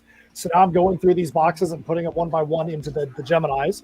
Yeah. And, so I've got to get those things out there because this is the first time we've ever had a full campaign. Like this one's going to be ending tonight at 9:00 for Misfits Clubhouse. I'm going to be sending the first packages out for Heirs of Isildur on the same day, which is nuts to have. So are you saying just because you have a publisher doesn't mean that you get out of doing work? Let me tell you this much. If anybody thinks that they get out of work, you have to work harder when you publish your own stuff because you know what? There's nobody who's going to be a bigger advocate for you than you. And if you ever think that somebody else out there is going to advocate more for what you do, then you're missing the boat. You always need to be the hardest worker in what you do. Yeah. So we're going to get to some news then while we're waiting for some backers. And here's the deal. Here at Nerd Bacon, if we get that backer, if we bacon wrap this campaign, what we're going to do is we'll make the bird dance, right? Yep. And you guys want to see the bird dance. We're going to keep checking on this campaign while we talk about this. So slow news week. I got some news. You do? What's going on, man? Look in the private chat. I got a couple. I got a link in there. Oh, there we go. Okay.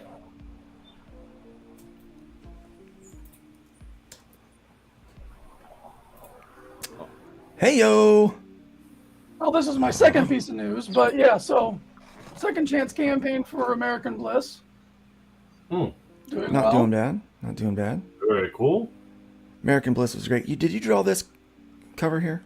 No, that's the other guy. The other guy. It's the other guy. Well, he knows how to draw thighs. Yeah.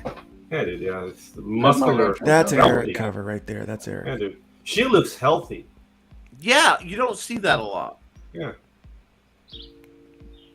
Yeah, dude. Like, very cool. I remember talking with Dave. Like, I had another name for her, but I can't say it here. That's okay. Very nice. Yeah. So American Bliss is campaign is doing really well. All the art's done. I think it's at the letterer and the printer.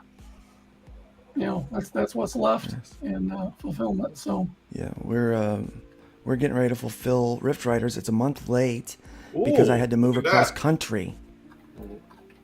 That's a nice outfit. Some Aeon Flux energy. I almost wore that this morning. Oh my gosh! What a coincidence! That, kids, is how you sell a comic book. You don't find that in a You don't You find call that that in Misfits Walmart. Clubhouse. I'll tell you you don't that find right that now. in the clubhouse. No. You do not find that Misfits Clubhouse. If you found that in the clubhouse, might be more than misfits in there. That might be how you sell comics, but if you want to do comics, you got to make the mundane scenes Yeah, I got you, man. exciting Yeah. too. Absolutely. I'm just Absolutely. pulling the jokes. Man, this is great that's going. We love Dave. Dave's a good friend of the show.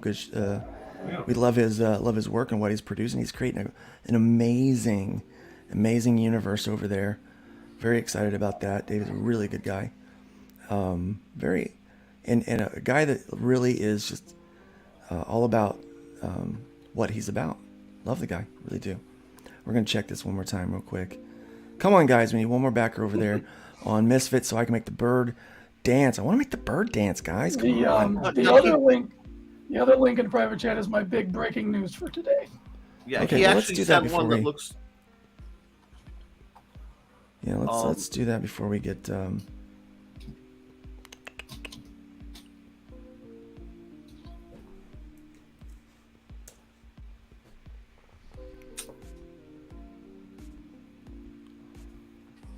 All right, what are we looking at here, Eric? Well, this is an announcement from Comics Grading CGC, and there's a collection called the Fantast Collection, which was recently unearthed. There's being a documentary being filmed about it. It's getting the first ever provenance label from CGC, so this label is going on every book that's going to be auctioned off, and my art is on the label. Oh, so cool, dude. Cool. So, is there a picture of the label here? Yeah. For us to see? That's part of it. The larger part's on the back, but yeah, this is the teaser trailer kind of talking about it and announcing it. Oh, let's watch this then. Awesome.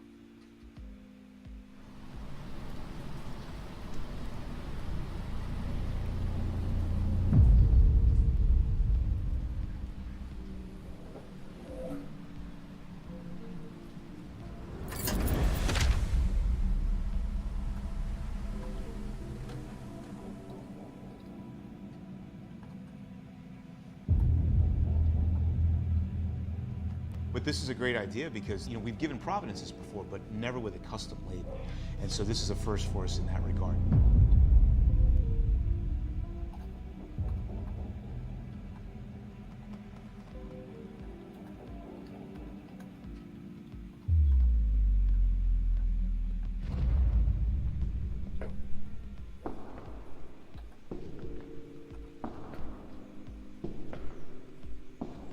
Gentlemen, Darren, good to see you. great to see How are you. Matt. Got some stuff here for you to look at. So we got some books and a new label here. No, this is every bit of an 8. Off-white to white pages, excellent. And this is new, the Fantast. That's our custom label, and we just got with CGC on that, and it's still surreal. It's a humbling experience. Check that out. And on both the front and the rear. And the rear has a lot of special meaning, the back of the comic.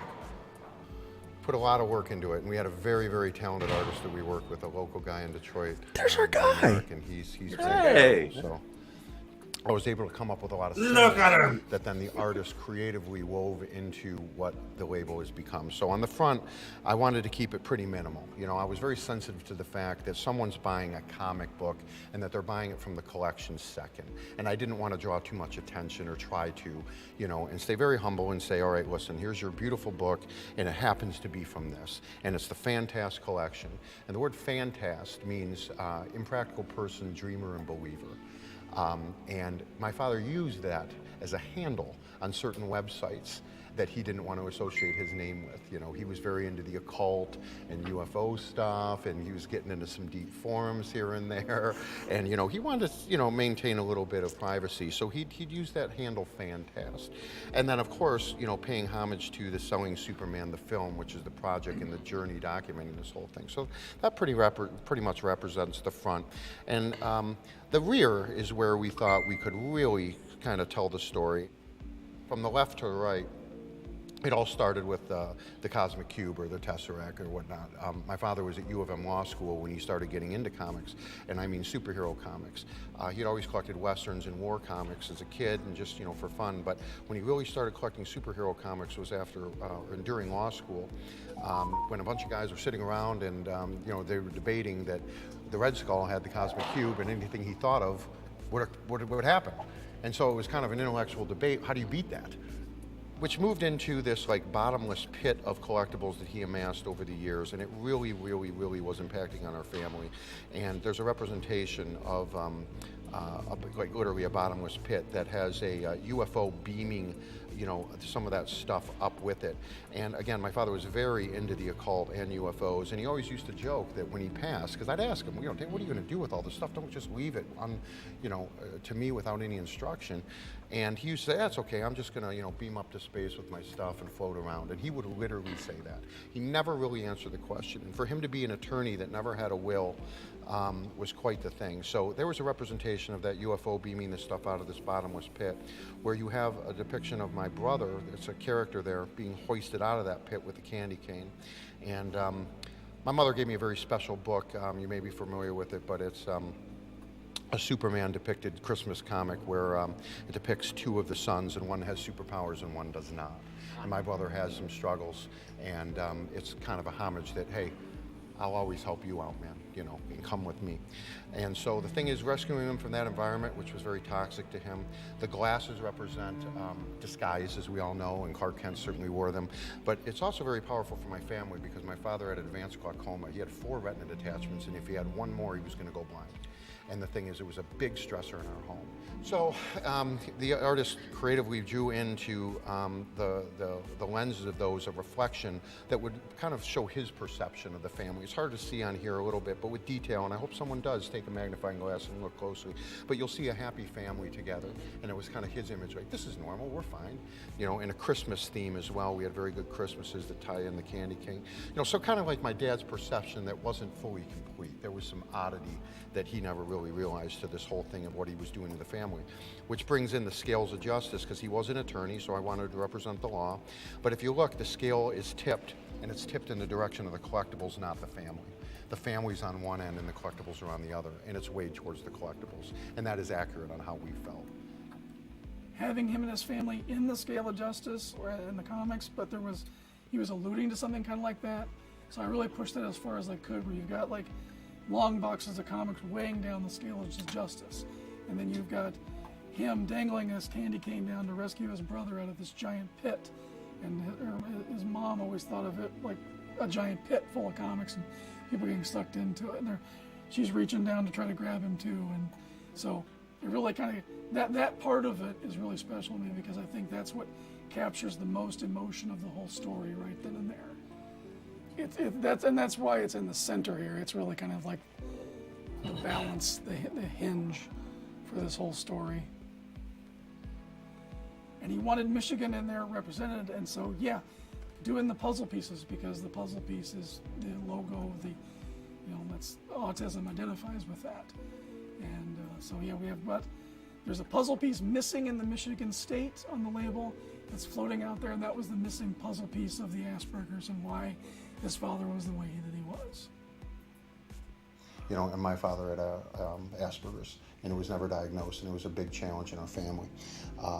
But then we're coming out, you know, we're coming out. There's a fantastic collection, you know, just like Clark Kent does, and he opens his shirt, and you kind of have that, like, wow, okay, there he is, you know, he's coming out, and we're proud of it.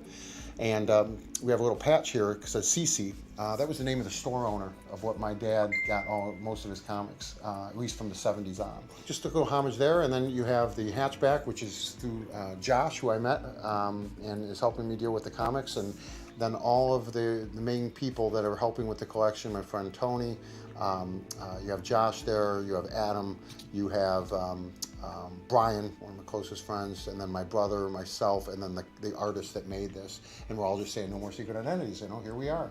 You know, this collection can come out, we can be proud of it. And then there's you know, my mother there on a very special bench of hers, one of her heroes looking on, and you know, just saying, yeah, this is okay now, because she hated it before. This wedged her family. It's just one of the reasons my mother divorced my father, was because of this stuff. And then, very special lady behind her as well, my wife. And then they're just looking on and saying, this is okay. This is good. But I think it's beautiful, and it's certainly the most well thought out label we've ever put on a book. I think this is an amazing story, and I can't wait for people to hear all about this, because I think it's going to carry a lot of weight with people, because it's certainly an amazing story to tell. The stories always stay with the books. The human aspect that you don't really see while you're holding the book or buying it or owning it or reading it. There's all of that's lost, but with this, like a pedigree collection of Providence, it's they know where it came from, they know the backstory. So I think that adds a lot of weight to the book. If it ends up in somebody's collection. So it's definitely something that's important, I think, to carry forward with the books as they make their way out into the wild.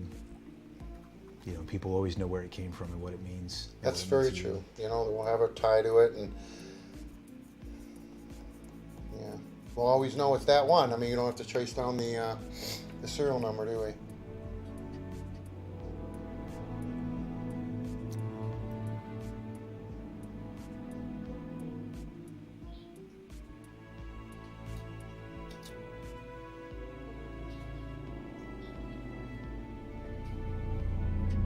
Batman, wow, gorgeous. It looks beautiful. Yeah, it actually looks better than an 8.0. Yeah, they were kept in amazing shape over the years. It's incredibly survived. Well, they certainly weren't moved. Yeah, they sat still for a long time, didn't they? Very, very, it's my entire life.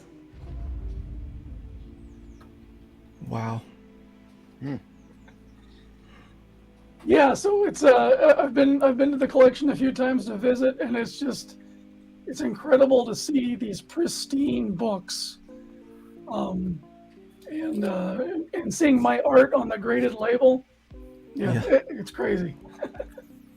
Congratulations. Cool. Yeah, dude. Awesome. Congratulations. What a cool thing to happen, man. That is big news. This collection is big news. It's gonna be a big deal, especially once these books start moving. Hey, look at that. We got 80 backers. Guess what gets to happen? We get to make the bird dance. Here we go. Thanks for bacon wrapping that this morning. Here we go.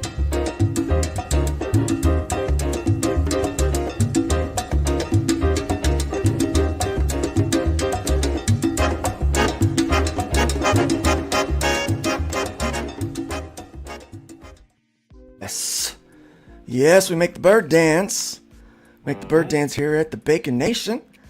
Welcome. I'm going to catch up with some of our chat. This is about the time that we start to get a little ebb and flow. Our starting crowd has got to move on to other things in their workday, and then we get our late morning crowd. And so let's welcome them. We've got. I never did get a welcome out to Martin Piero. Thank you for showing up. I really appreciate you being here. That's great.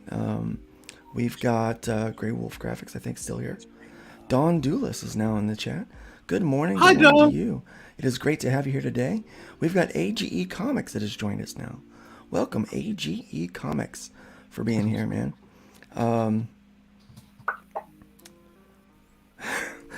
Damn, why couldn't I have been born rich? Exactly, man. That collection gives me goose pimples. When I see that comic book, I'm not going to lie. Dude, I held an Amazing Spider-Man #1 that was like a 8.5 in my hands. It's got my art on it. I'm like, I can't even believe I'm holding this book in this pristine of a condition. So I was at a show this weekend, and I had a lady roll up in her motorized wheelchair, and she was like, that Amazing Comics #1 that just sold for $3.2 million. She's like, that was my comic book in the 70s, and I sold it for $800,000.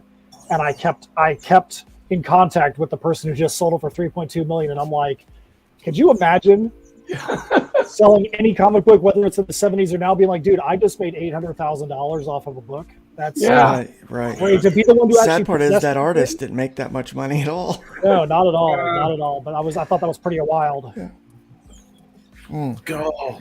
Grey Wolf, let's ask the man himself because he's here.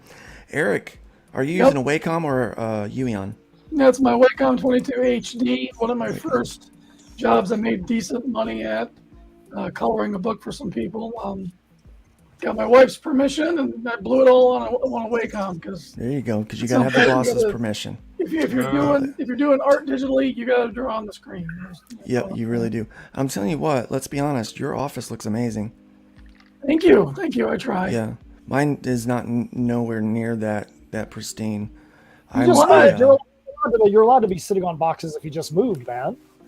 Right, but even then, I'm just like, I'm a weird little hermit. I'm a weird little hermit. Agent Zero's in the house. Welcome, Agent Zero. It's nice to have you here today. I think you were here earlier, but Frog G, welcome, Frog G, one of our channel members. Frog G is the Link Master. It's great to have him in the house today. Very nice to have you here. So welcome. 22 HD ? So, guys, I have a question for you. You may have covered this on a different show, but it's another piece of news that happened in the last week or so. Did you guys hear about what Funko Pop is having to do to try to get their inventory under control? Yeah, we covered that last Thursday, actually. That was right before Nerd Bacon, yeah. So we went ahead and covered it. Yep. Yeah, they have to destroy.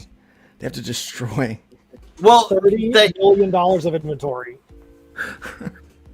They have to destroy it, or else they'd have to. It would flood the market. I just hope they send them through a wood chipper first. Yep. Yeah, well, the thing is, too, is people are like, well, why don't they just, like you said, sell them for something cheap?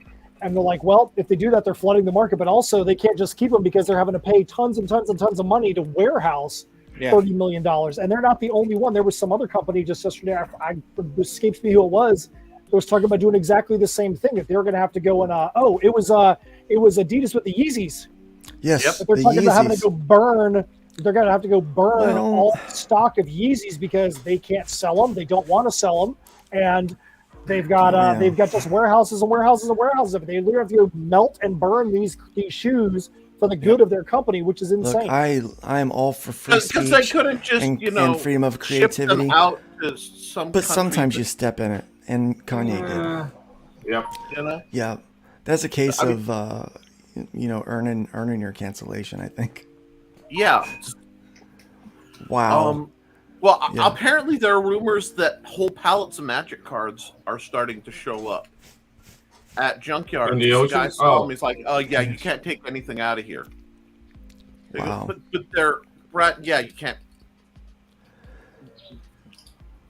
Because you just can't bury something. You've got to destroy it, because if you bury it, it's going to be like the ET cartridges out there in the middle of the desert. People are going to come by. They're going to come by decades later, and freaking dig them up. Yeah, you've got to burn it. Like, that's the only way. And then they're destroyed, and so there's tax write-offs for those things. Send them through a wood chipper. Yep. Nothing of value was lost. Speaking of wood chippers, you can just hand them over to Chainsaw Man. One, I got the best use for the Funko Pops. You get a hold of different firearms ranges. That's a good idea. That would be so much fun. That's what I would do. I'd be like, just treat them like the bootleg Precious Moments knockoffs you could get from the dollar store and then take down to certain places. Oh, I want to friggin' snipe the head off of a pop now. Oh my gosh. I think Nick is so getting into marketing for Funko, man. You know what your calling is, man. That's a great idea. Nick is an idea man. I literally am amused. If people listen to me, they'd make a lot of money. It's just it never works when I try to do my ideas. I've learned this. It's just the universe. Dude, you are the seer. So when the seer tries to use the powers to benefit himself, it doesn't happen. Cassandra. Yeah. Okay. Check this out, guys. Manga grew another 9% last year. Mm-hmm. But that's nothing, because it grew in 2021. It grew 134%. Right? Yeah. And so those were the numbers that we looked at before. But last week we already learned that manga is down. It's been trending down this year. But it still is 85% of the trade print in America right now. Manga. There's money out there to be had, guys. Manga. Well, you just got to make the right thing. You got to make the right stuff. You have to understand that we are in a downturn. Mm-hmm. And we're going to be for a while. So luxuries will take hits.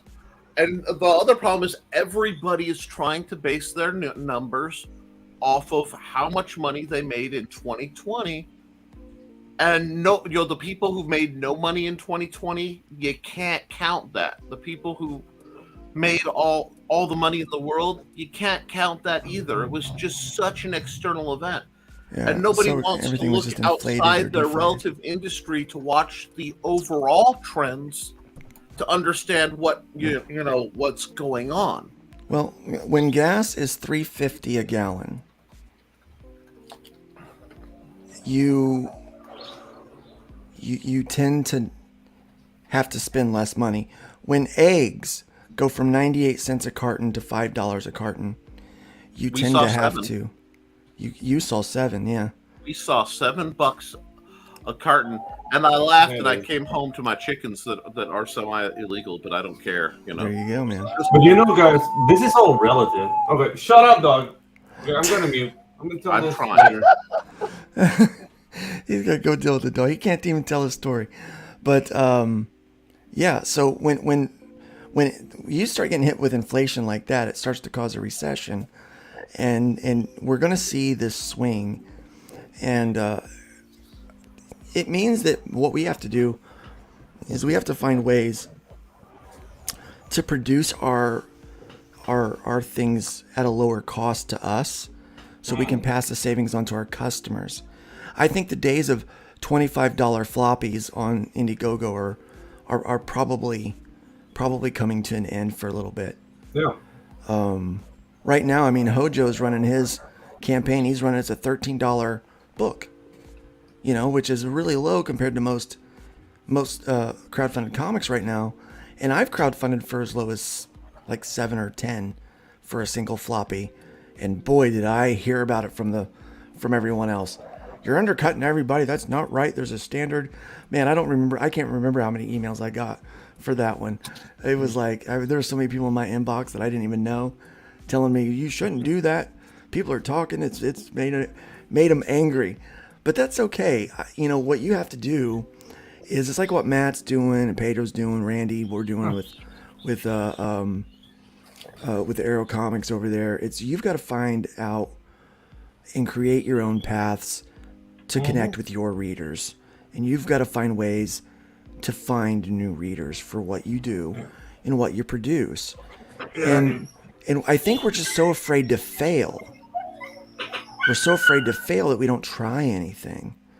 Hojo's right. He said innovation breaks stagnation, and that's what you got to do. But a lot of people are afraid to innovate because they're afraid to fail. It's like starting, and we'll talk about that in a second, it's like starting Fund My Comic, and kind of like how that has all played out. But, I'm kind of putting myself out there, I mean, there's people that I don't want to use that, because Lukey's associated with the Comicsgate guys. So it's going to be a Comicsgate platform. And it's like, well, no, it's not. You can hate my guts and use it. I made it for you too. I mean, it's for your benefit. I mean, this transcends me. Like, I was on a show last night with Pops Van Zandt. Publicly, people know Pops and I, we do not get along. At all. And for good reason. We've had Twitter battles where we've said what we thought about each other. Publicly, for people to go back and look. It's out there in the universe. You can find it. But last night we put aside our differences because he has some people that watches what he does, and I have people that watch what I do, and he read our terms of service, and he asked all the hard questions, and he said, look, this is a good platform for everybody, I guess, right? And I said, yeah, because I don't care who you voted for. I don't care who or what's between your legs. I don't care if you want to tell a story. Like we've talked about, what was that one? Something queer book. Genderqueer, right? And how, it's explicit in ways. I don't want it censored. I don't think that it should not be made. I don't think it shouldn't be published.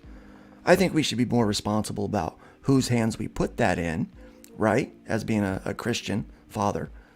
But I think it should be made.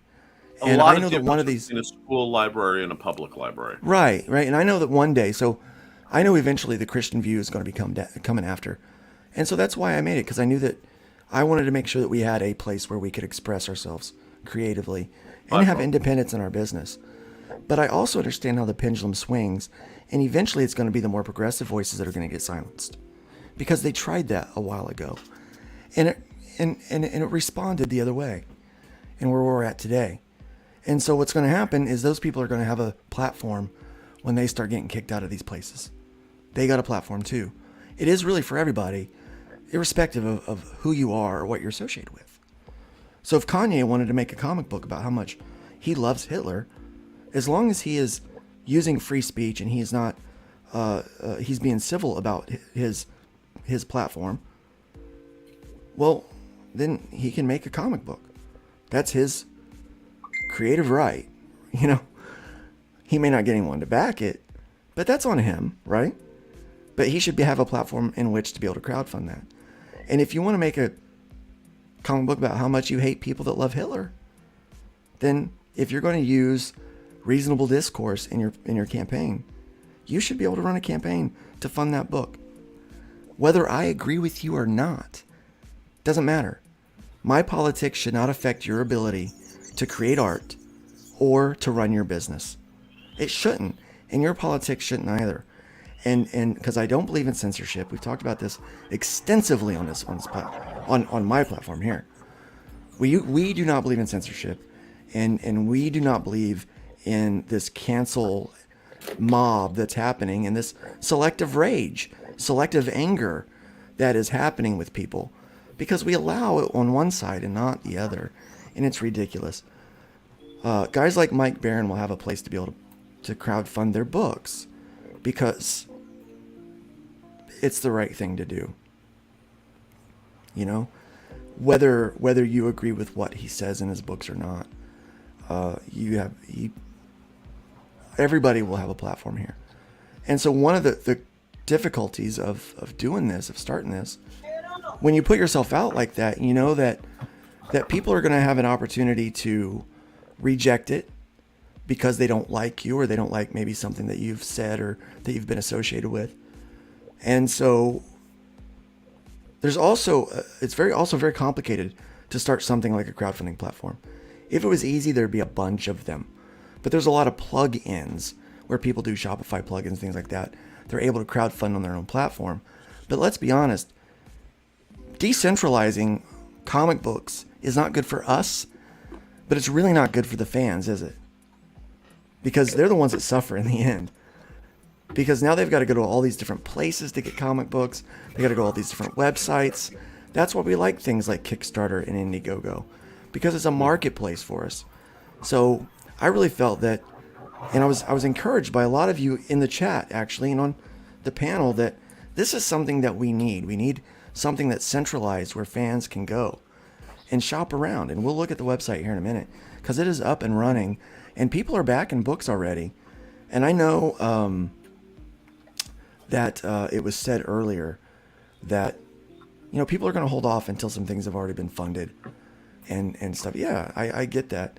I expect that, because that's what I would have done. But everybody that jumps in early, they're going to get a little, I'm going to take care of them. They're special to me now, because they're taking a chance on something new, something that quite honestly is bigger than what we're doing. But before we get into that, man, what do you guys think about this? Image Comics Union ratifies contract. Comic book, it's unionized. Randy, I know you got a thought on this. About damn time.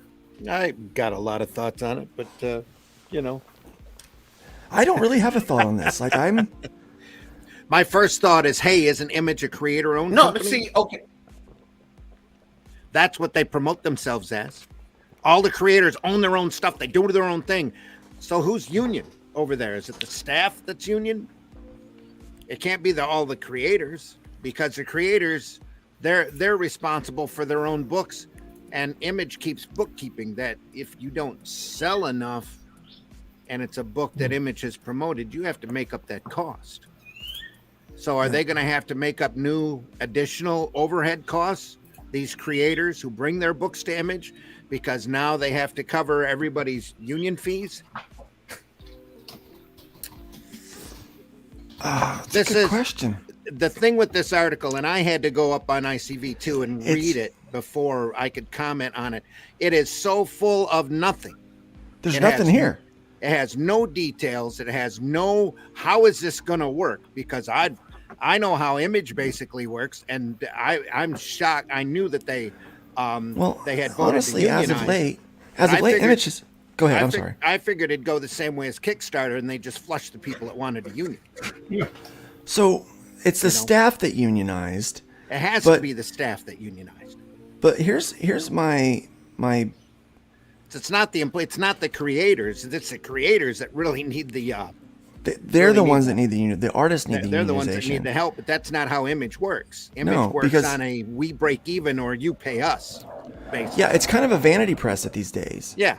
You know, it's not what it used to be. If your book, when you submit your book, if they deem it good enough to sell, then they will publish it, but they send you a bill if it doesn't break even. And like you have to pay for it. Image loses no money. Don't get me wrong. I'm not anti-union. I'm like 2 miles outside of Flint. We're the start of the UAW up here. We know what it's like. I've had descendants that worked in the shops under as close to slave conditions as you can imagine. Mm-hmm. So, yeah, I'm all for unions, but how does that work with Image? Yeah. I think we need artist unions. Like, I want to see that. Yeah. But I mean, this is just the staff. This is very... Well, the thing with that is we're such an independent, an alternative art form. Who gets unionized? The big corporate creators need a union. Absolutely. More so than a union, we need a guild. There should be a base rate pay for all that. But it's us little guys working on our own. We can't pay ourselves, let alone pay somebody else. Matt, do you ever write yourself a paycheck?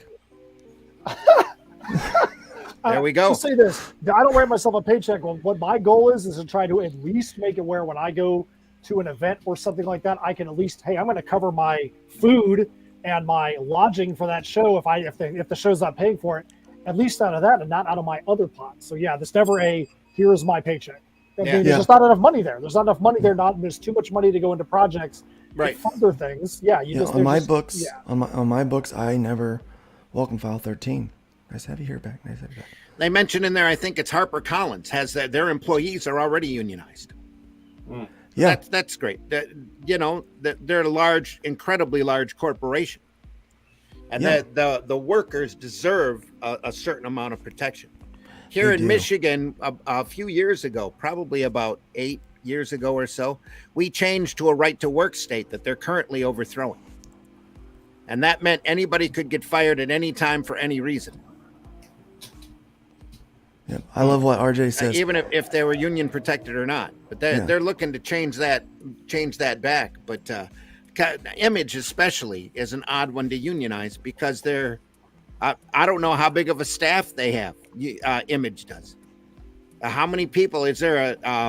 A huge warehouse, office space, multiple cubicles that people are running Image from. Well, I mean, is this going to increase the cost of break even? The break even for those yes, people. And I think that's what that's going to do. Yeah. And what we're not talking about, this does nothing at all to make sure artists are getting paid. And this doesn't include the artists. That's the sad thing. It doesn't help protect the creatives because the creatives are responsible at Image, at least from the way I understand their company runs, of their own property. Yeah. I know several creators that have published through Image, which when I learned that new model, I was like, why would I ever submit to those guys? I'm like, let me just do it on my own and keep more of my dollars. Outside of this, at least to me, it sounds like a tremendously huge virtue signal. Yep. Who's getting the benefits out of this? There's no explanation in the article because, like most comic media anymore, they just cover whatever's in the press release and just kick it out there to see how it floats. But there's no explanation here as to how this union works or who's getting covered by the union. Yeah. File 13 says he accidentally started a business. Yeah. Dude, you're talking to the guy that accidentally falls into businesses all the time. I understand. Nick's like, what business did you start today? You spread off more LLCs than Yeah, I'm a businessman. Cactuses. Right, yeah.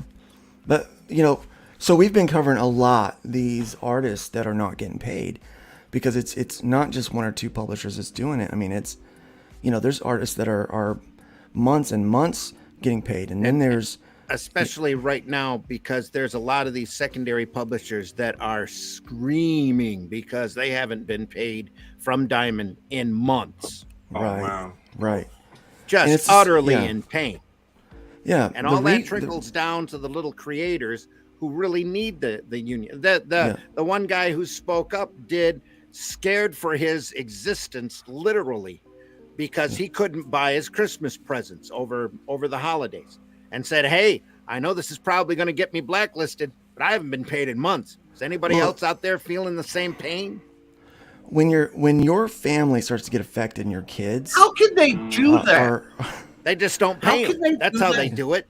Oh, no. How do they not get sued or, you know, legal option is sued, illegal and immoral option is somebody taking a golf club to a kneecap. Well, these publishers just tell them, look, we don't have any money to pay you. If you want to sue us, we still won't have any money to pay you. Yeah. That's what they tell them. And we just will never hire you again. No. You know, Nick, they're afraid they'll never get hired again. Not everybody has corporate cushions like DC and Marvel. Even Heavy Metal had to go out. They got bought by another larger company who had to go out and take out loans because they found out the creatives hadn't been paid in a long time. So they paid them off with a loan, apparently. But you know, how does it makes do we get another backer? So sick. It just doesn't seem to be practical. And it yeah, it's exactly what it is. It's theft. He must have been our backer. It is theft. But you know, a lot of times also it can't be helped. I worked for Arrow back in the late 80s, and we had Glenwood, we had Sunrise, we had all of these distributors, Capital City, all fold at once, thanks to manipulation on the market and Diamond becoming the top dog exclusive distributor for the entire art form, and then judged legally not to be a monopoly. Go figure. But when all of these distributors went out, Arrow was stuck not being able to pay tens of thousands of dollars that they were owed from these distributors that they pass on profit straight to the creators. You know, they kept a small percentage, less than, I think it was 40% at the time, and pass the whole 60%.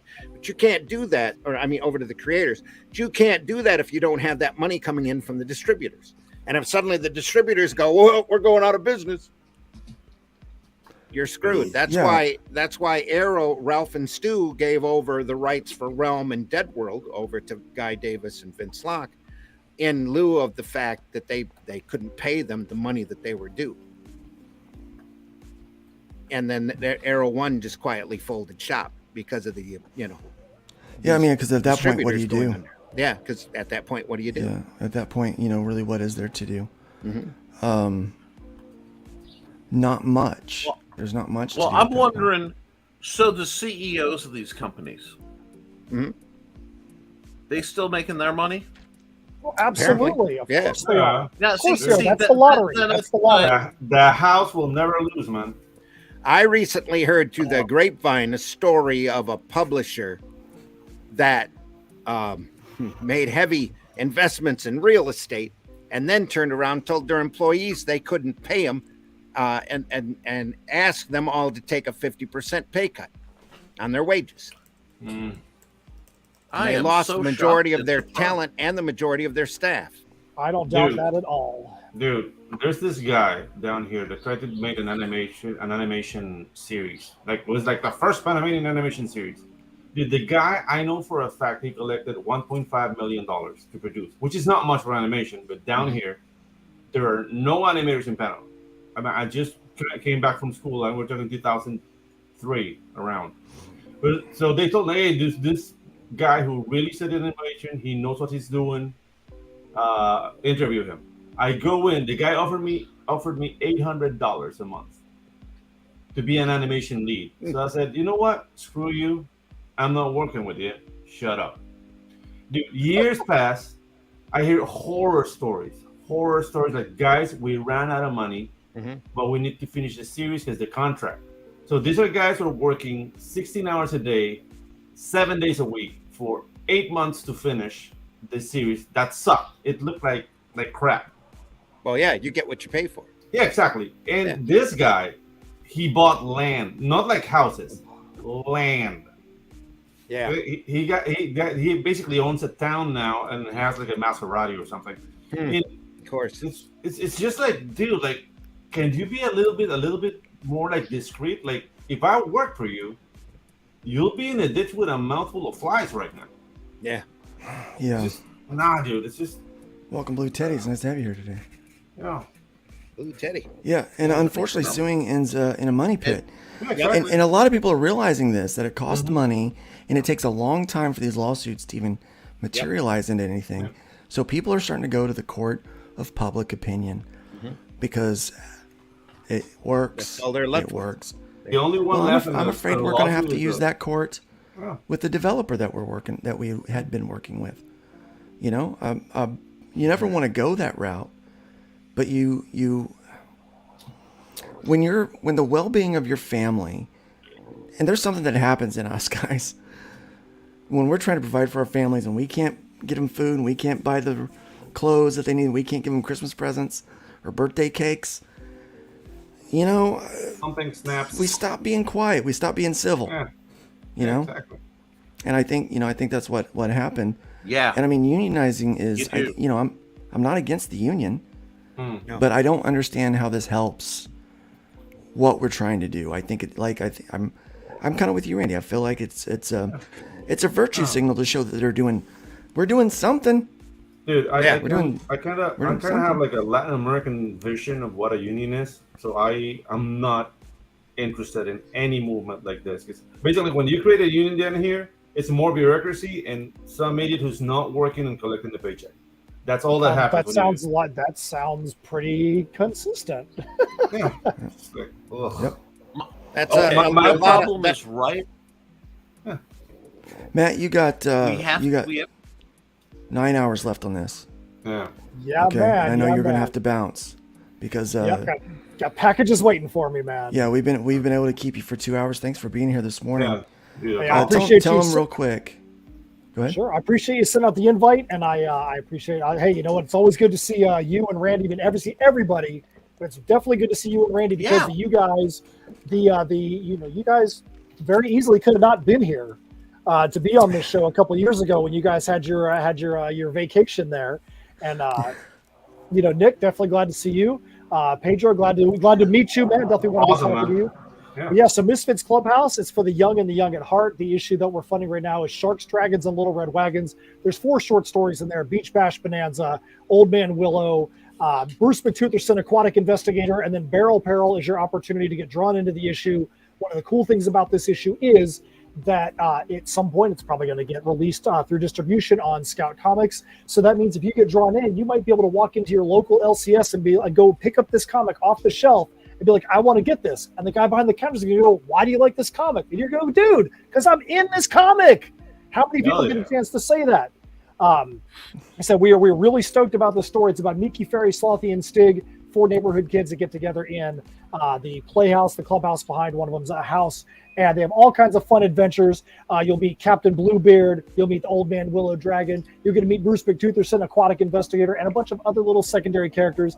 But it's for you to have some fun. It's not a book for little kids. It is, as Luke says, it is safe for everybody, but it's something you're going to enjoy as well as the people that you share it with. We have got 9 hours left. We are about 800 and change away from our ultimate goal and 22 backers, which is $1 and 1 backer better than our first campaign. If you can help us get there, we have something really cool that we're going to be able to provide you guys. If we don't get there, hey, it is what it is, but we're going to have to try because we're crazy creatives and that's what we do. Yeah, man. Keep up the good work. I appreciate you. Yeah, when I heard you were like, man, we need to try to get this thing moving. I was like, well, you can come slum it with us over here at the Bacon Heck yeah, man. You know what? I wanted to get with you guys anyways because I'm like, it's always early and I'm not a morning guy. But you know what? When you said, hey, 9 o'clock still in the morning, I'm like, I'll make it happen. Got to make sure I get it a up shot. there. Yeah, let's get the word out there. So, appreciated. yeah, thanks, Matt, for being here. Yeah, have a great day. It's good catching up with you. Absolutely, keep up the good work, man. Good seeing you guys. Thanks a lot. I'll catch you guys later, man. Take care. See you. Yeah, American Bliss looks good. Let's see where you guys are at. Eric So had to you guys step up. gotta hit this goal, or it don't fund. Like, you don't get the money, Eric. Oh, Eric, where'd Eric go? Eric disappeared a while ago. Oh my gosh. Well, I've been looking at all these screens talking. You've been. All right. It's been busy. It's been busy. It has been. It's been a good. And it's I'm been a good afraid month I so far. need to step out as well. All right. I have a couple hundred shirts I have to separate and get over to a client by tomorrow. You got to get that done. All right. Well, then I guess I the need three of to us will get just it have to hold done. it down for a minute. Everybody, Yeah. thanks. Thanks for having me on. Comics by Night tomorrow morning at 5 a.m. We're looking at the Metal Men. Sunday morning, Sunday Funnies, 9 a.m. over on the Indie Comics Network. Glenn and Russ might be there. Scott Rosemel, we're not sure about. So Luke's Maybe. always invited. Yep. Pedro, Not sure. Pedro, you're invited over as well. Man. Oh, thank you, sir. All right, man. Nick, on the other hand, no, just kidding. I have that effect on women. You're How you always doing? Oh wow, that was good. Oh man, I wish I had a bell. I'd ding it. That was a good one. Just Sorry, kidding. You're always I'm in the invited, mood, y'all. You really are, man. You're getting all. I'm the salty one. I mean, come on, man. Nick, you've been killing it today. particularly All right, salty. Randy. All right, have a good guys, Thanksgiving. we'll see you character soon. and Take lovely. care. Aerocomics.store, funmycomic.com. We'll see you. Yep. Take it easy. Yeah. So we made a website, guys. Yeah. It couldn't have come at better time with. So I don't know if you heard about this, but Chris Braley, the guy that's kind of behind Mike Barron, we've had Mike Barron on the show talking about Private American, right? And Nick, you are my counterpart politically for things like that. I like the dynamic that we have in the show because then it's not an echo chamber. But Right. That's why I'm so- still here. But we had Private American. We talked about it. It's Yeah. a good looking book. It is a good looking book. It is extreme in the way Punisher was extreme back in the day. Yeah. You know, Yeah. whether you agree with it or not, it's somebody expressing their political beliefs. I don't. Yeah. Well, my he interviewed like these people to tell the story. Yeah. And so he's telling this story through like this, this means, but because of the politically charged aspects of our culture, Yeah. no one wants to look at what the story is actually about, where it's actually about this guy who is a Latin American, Cuban American. Cuban American, yeah, who is fighting the cartels and human traffickers at the border. And because he's not getting any help, he's videotaping it to release it to the public so that people can see that that there's interference with getting help at the border, right? And so it sounds very interesting. It sounds like a very interesting plot. The action's there. Mike Barron was he's an Eisner Award-winning writer. He wrote the best run of Punisher that I've ever read. And that's what it feels like. It feels like Punisher. I will admit, from an incredibly conservative perspective, and a bit there's a heavy conspiracy theory, anti-government message to it. That right, but I but so did Punisher have that. I want to make sure my opinion is expressed properly. But Punisher had that, but it's fiction. Yeah. Well, right? yeah, and that's the line when you start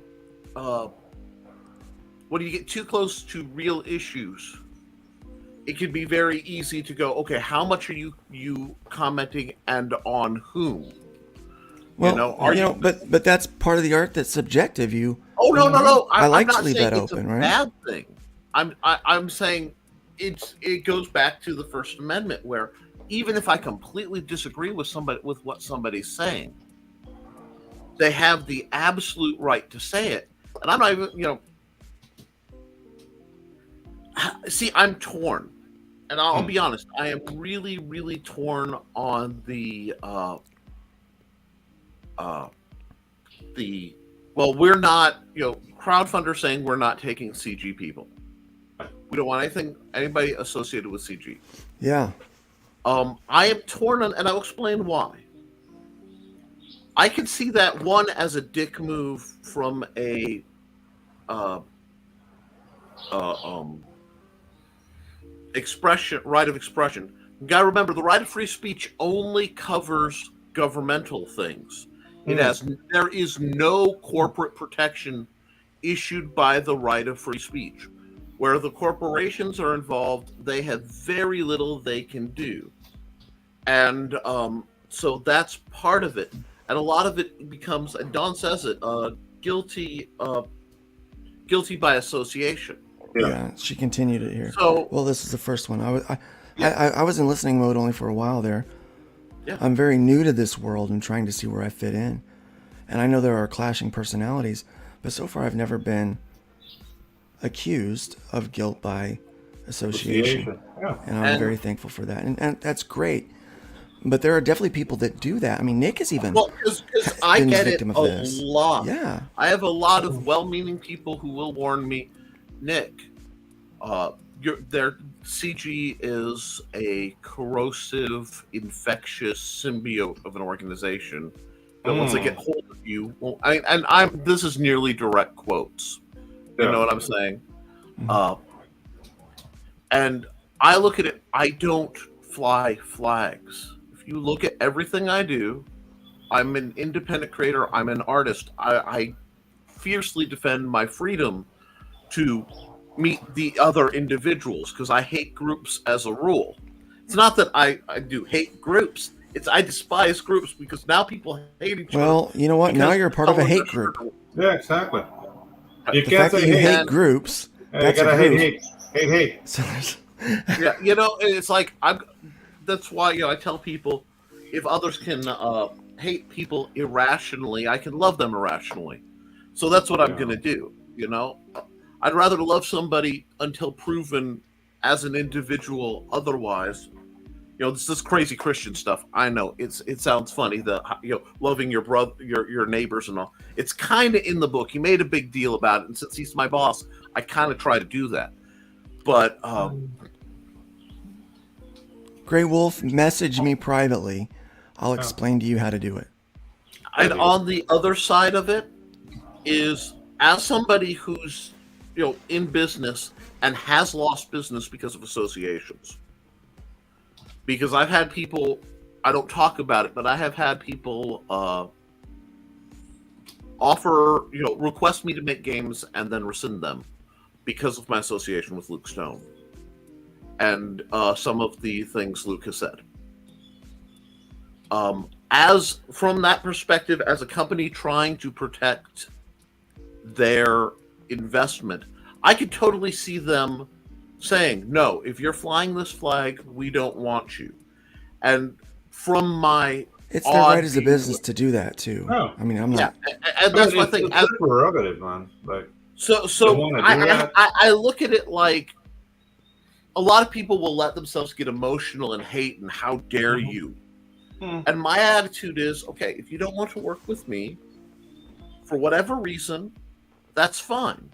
I'm going to make money elsewhere. And if no one else can, for whatever reason, I'll make my own place and make money. It's the whole, if I didn't like who was running the conventions in the area and I wanted a convention, I'd have the obligation to go, okay, if I want it bad enough, I'm going to start a convention. Right, yeah. And what you've done here is, that's what I love. The answer, the proper opposite of hate is not love, it's indifference. Yeah, thank you. Fund My Comic is indifferent. If you want to go everywhere else, that's fine. If people don't like you there, that's fine. That's their business choice. If you want to come and make money, you should be able to. And yeah, it does. I want you to be here. Right. And the thing is, there will always be people who will use that as a angle to put something negative out. And you have to have faith in the customer base that if something's negative, they won't support it. You have to have faith that people are smart enough to have some level of critical thinking. That if this isn't going well, maybe it's because it sucks. Yeah. And and you just have to believe that the people you're trying to sell to are going to be the people who will go, that's not a message I want anything to be part of. Yeah, exactly. And that's where how I stand on the whole fund my comic thing is, yes, it's wonderful because I have very little technical skin in the fight, in that, I'm funding there and I support it and it's friends, but it's not like it's coming out of my money much, Yeah. But I believe, I look at Fund My Comic as a hinge pin point. Sound Doctor Who, this is a fixed point in space, in time, where Fund My Comic hitting has the potential to be the place where a lot of destinies divert. A lot of people who may not have funded, may not have tried, I think are going to come to Fund My Comic to try. I think a lot of tales that wouldn't have been made will be made because of Fund My Comic. So it will be very interesting to see this as an opportunity with that hardcore, because it takes a lot for somebody to say, I've invested money in this. There are certain I want to phrase this right, but there are certain agendas out there you don't support politically. Yeah. But if somebody, to use your terminology, if somebody wanted to do a really woke comic, quote unquote, and they came to Fund My Comic and said, I want to do this, and it was they actually had a comic, they had the layout to make it right, it was fulfillable, everything's in place, you'd go, sure, even if it's not, it's totally so far from your jam. Yeah. And that's why I'm still on the show. That's why I still deal with Luke. Because if Luke had been the kind of guy who's like, you disagree with me, thunk, I'd be like, peace. I'm not leaving because I disagree with you. I'd be leaving because lack of civility. But because we're civil, really? That's weird. Well, here's what happened. Peter Smetty, as a publisher, wound up coming out and be like, yeah, I'm Comicsgate. What problem do you, what? Right before I said, you know what, these are my fans and I'm with my fans. I'm here with you. And that's basically what he did. And yeah, there's now people are hating on Alterna, on Pete Smetty of all people. Yeah, they hate him. But again, it's like, did Pete become a different person overnight? No, he didn't. He's not a different person. He's the same person. So the only thing that changed is your perception. And the hats. Yeah, but really that's what it is. Someone actually asked me this, Luke, I didn't know that you were a racist. I go, I'm not. What made you think I was a racist? He goes, well, you're Comicsgate, so you must be. And I'm like, no. I said, I don't know any racist over there. I said, the only racist I know is so-and-so, and he's your friend, right? And so... Dude, when you guys get called racist, I feel so left out. Right. What's funny is there's this guy named Kimby. Do you want us to make a pin that calling creators racist is Pedro erasure? Yeah. I feel left out. Well, no, it makes sense, Pedro. I figured it out. I just figured it out. You're always going to be where the biggest number of redheads are. So naturally, erasure is going to hit you too, because that's what. Right. It happens to all redheads. Yeah. All of them. Gone. I just saw there was a chart floating around of what was it like? It had to be 27 because I'm trying to go by count how many rows it was. It was ridiculous of how many redheaded characters were. If I almost want to say reskinned because I've lost the term. Race Reskin sounds awesome. Race swap. Yeah. But it feels like reskin because I mean that's what it is. It's literally like you're taking the same character and giving them different skin. So it's just like a game, and maybe that's why I don't care as much about one way or another. Again. Yeah, lovely. Yeah. But I mean, I don't understand why we worry about all this. I literally Bunny's a redhead. We should replace him with some like who would we replace? Run, Mike Jimmy, run, go, get out! Mike They're coming for you. Anyway, who would we replace Mike Jimmy with? Dave Chappelle. Dave Chappelle, yeah, that would be cool. Yeah, that would be it. Now I'm just seeing Dave Chappelle in that like the long ponytail, Right, and a big beard, because you just have to. I don't know. Man, this is ridiculous. Like just calling everybody a racist without. If you've ever met a real racist, those are scary people, right? We gotta just stop. We gotta just stop calling everybody a racist because we want to, so that they don't sell our books. That's the problem with the hyperbole. Well, that's the thing. Like, there is so much hyperbole that there we are can't degrees, call, man. That there are degrees. Like, some, most of the racism I've encountered have been from old ladies that look at me funny, like they don't like me, and I know that, and they clutch their wallet, and I go for the wallet because I'm a dick. But you want to reinforce their. Yeah, exactly. Just like, lady, you've been like this your whole life. Let's just help you a little bit. Yeah, but let's give you some validation. Yeah, exactly. So, but the thing is, like, the whole like burning cross racism front on your own lawn, which is already screwed up. Because who's rebuilding that lawn? Like, I haven't encountered that ever. And I've lived in the U.S. I've lived in Canada. I've lived abroad. Like, I'm not a sheltered guy. And dude, like the lonely thing that was a Klan rally in 1984, and it was like a march, and they were giving out like Nazi pamphlets, and they These guys are scary, man.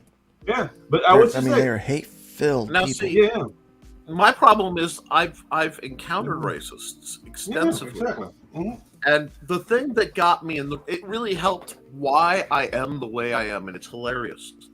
But at a key point in my life, I was very good friends with and trying to date a black girl. Nice. And what happened was, because of where I was in Indiana, it's sort of the farthest edge of drive into Chicago suburb, you know what I mean? Even though it's across the state line. And right on the edge of corn-fed proper Indiana. So what would happen after word got out and stuff was all these big, burly, self-described wannabe KKK guys. Well, they jumped me because I was a white guy dating a black girl, and they I got beaten into a concussion. It was ugly. I was beaten so bad they gave me a get out of class early pass to literally, here's a 5-minute head start. That's how bad it was. But the problem was they beat the tar out of me and call me. You'll never hear me use a very horrible R trader. Yeah, I won't ever use the N word ever. Yeah. Oh, and love because we can all be a Karen, I think. And but Michigan City, actually, if you want to know. But that's near Hammond and South Bend. Yeah, but the thing is, the black guys would beat me up for dating a white girl. You mean a black girl? Black girl. I am black girl. Yeah. Sorry, I got crossed because I don't think in these terms. I'm dyslexic. I'm like people. But so the one thing I noticed was whatever happens, every race but the Hispanics wanted to beat my butt. That were there, and there weren't many of them, so I'd hang out and judge the knife throwing contests. I'm not being facetious. Yeah. Literally, it's like, no, he was closer. Okay, cool. But the food was great, though. If you're hanging out with Hispanics, my daughter once said, and this was years ago. She was much younger. She's 20 now. She was in her mid-teens, we were talking about what we wanted for dinner, right? And we mentioned Mexican food. My daughter goes, I'm a slut for Mexican. I go, that's what every father wants to hear, right? And she goes, and she just laughed, right? And so, but you know, I say that because we love Mexican food. Like that is It is awesome. I could eat Mexican food every day, all day. Like that's my that's my jam. I will put this down, and I would put this down on a tablet. Okay, anybody who's racist, there should be a universal law that they cannot enjoy the food or music of the cultures that they claim to hate. Right? Yeah. There you go. Yeah. You know, I don't ever want to. It's fine. Be racist. You just can't. Just don't enjoy anything they do. Yeah, it's like no Chinese food, no sushi, no soul food, no tacos.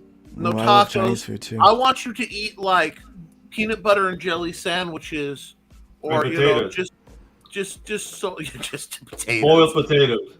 What? Right. So for the rest of your life. So anyway, eat the pottage of we went down the racist rabbit trail. Yeah, we did. But it was funny. It was funny. But what I was trying to say was, I didn't change. I didn't become a different person. It's only their perception, because they perceive a group of people to be a certain way that they're not. And even that guy in that video admitted that the public perception is probably wrong, right? And people are like, well, then don't, just call it a different name. But if they started calling themselves a different name, you would just say, oh, they're just all those racist CGers. It doesn't matter. So what they have to do is prove to you that they're not these racist, bigots, misogynist, homophobes, that they're not those kind of people. And the only way to do that is to publicly say, look, I'm not one of those, and I am in this group because I'm about good comics and meritocracy. That's what I'm about, right? So, but that news couldn't have come at a better time for me, because that means when he says our business, we don't want Comicsgate. What happened was, we knew that Comicsgate was having trouble on Kickstarter. We knew they were having trouble getting shadow banned over on Indiegogo. They were looking for a new home. And when he said, no, you can't come here. It was like in that new Avatar movie, right? When they show up to the new water place and they're just trying to find a home. Mike Barron, Chris Braley went to them, can this be our new home? And he said, no, keep looking. So he had to go. Well, guess what? At that time, I just happened to have a condo that is empty. Nice. It's ready for renters. And I'm like, guess what? I'm going to let you stay here. But you can even stay at a discount. And guess what? I've got better amenities than all those other places have. This is a gated community, and we are going to, this is like the boutique of boutiques for crowdfunding. Nice. Right? We're a gated community. It couldn't, yeah, we are. Someone last night said, so you're gatekeeping? Look, it's my GD yard. I'll keep the gate. Because we're not going to have anyone coming in and messing it up for us. Because we know we're going to allow people to create art the way they want to. And that's going to make people mad. Because people get upset about all kinds of stuff. The reason why Mike Barron is banned from those places is because people are pre-offended. They haven't even read his book. They haven't even got to know him. The people that said that he was all these things put up one of the most vile things on Kickstarter. And Kickstarter leaves it. The scale has been weighted. And I know the pendulum will swing. So I started out to make this thing, guys, just for me. I wasn't going to do it for anybody else. In fact, Nick saw the original iteration right up here instead of from my comic. It said Luke Stone Studios crowdfunding. And it said, deplatform this, hashtag uncancelable. Yeah. Remember that? I still have nightmares of that, because I'm like, Luke, please. There are things I ask my dear friend Luke. I have no problem utterly destroying an opponent when necessary. That's what happens sometimes. There are times in life where you have to completely undo someone's train of thought with cognitive recalibration. Yeah. Concussive maintenance is a thing. But Luke, sitting there going, "Ooh, look what I got. Look what I'm doing. Look, wave the rag." He doesn't just, he puts a red flag over his shoulder like a samurai and runs through an Angus farm because there aren't enough bulls to get to chase him in the streets of Barcelona. So he's just constantly, "Oh, what? The bulls? Maybe I can get an ostrich. Anybody want to chase me? Come on, come get me." Like, please stop picking fights, Luke. Look, you unwind the way you want to, and I'll unwind the way I want to. Let's just say he's vociferous. Yes. Keep it as that, yeah. And it's like, and I love you, but please. Yeah, you can set up a thing just to do pre-orders as well. It's the same way that you would do anything else, like crowdfunding, but it operates more like a store, where you get paid. You get early payouts, regular payouts. So yeah, we can talk about that. It's good stuff. But I mean, we went on a lot of different. Yeah, but different things. yeah, but the truth is, I just thought it was going to be me using it, and maybe 5 or. And I found out that when I got a hold of it, that I can have users. I can have other people use this, and we can process their payments. And so I started looking at that a little bit. But this was going to be very exclusive. One moment, because I've been mildly called out in the chat. That chair started it. It knows what that chair knows what it did, and it deserved every blow that came down upon it. Okay. Nice. Sorry, Don's like, "That poor chair, Nick." No, that chair started it. I just finished it. I have no problems finishing things. Yeah. And I just I kind of feel like what this is. I feel like this is a finish things moment. Yeah. It's like we didn't start this. No. Well, even being called Comicsgate, they didn't start that. That group didn't start it. Someone that was given to them as a derogatory term, and they adopted it, just like Christian was a derogatory term, and they adopted it, just like Methodist. They adopted it, and that's why I self-describe myself as a short, fat, furry little man, because what you can call me fat. I'm aware of it, but you can't. I see. With it. I have a mirror. I'm an artist. I'm literally hardwired to analyze beauty and lack thereof. We're glad you're safe. Yes. And, I describe myself as a beautiful specimen, but that's because you are. That is a scientifically, we could pull out the laws of proportion and get you into Vitruvian. Oh, doing the whole thing. Yeah. Doing that shit. And it would be. Yeah. You didn't see what was going on under the line. Dude. We can do that image and put it in a pancake box. See? Yeah. I can do it. Yeah. So or in a box of rice. Yeah. So I'm not gonna I wouldn't disassociate from any. Sorry. I really believe on finding the merit of a person, right? Make a good comment. Here's the thing: there are a lot of bad Republicans, and there are a lot of bad Democrats, but people still identify with one of those two names. I can't. It's a simple way. Even though they know I don't. Yeah, I don't anymore. I either call myself an independent or a libertarian. I'm a libertarian by political view, but a lot of the libertarians I've met are still kind of weird because everyone's autonomous, man. That's the thing, and I think whether you like what Mike Barron's making with Private American or not, he should have the opportunity to make that. And his campaign didn't have anything on the page that was bad. It didn't use a language that would have been. Now you can't say non-offensive language, but you can say abusive language. It didn't have abusive language in it because any language, words can offend anybody. And it's not my responsibility to not offend you. And the fact of the matter is, ideas sometimes are meant to be offensive because you want to challenge the reader. Right. So to me, this is a moot point, and we're catering way too much to this.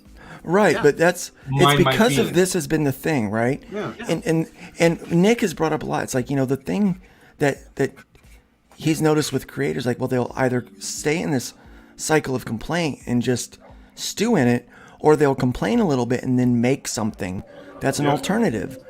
And so in this situation, it was just for me.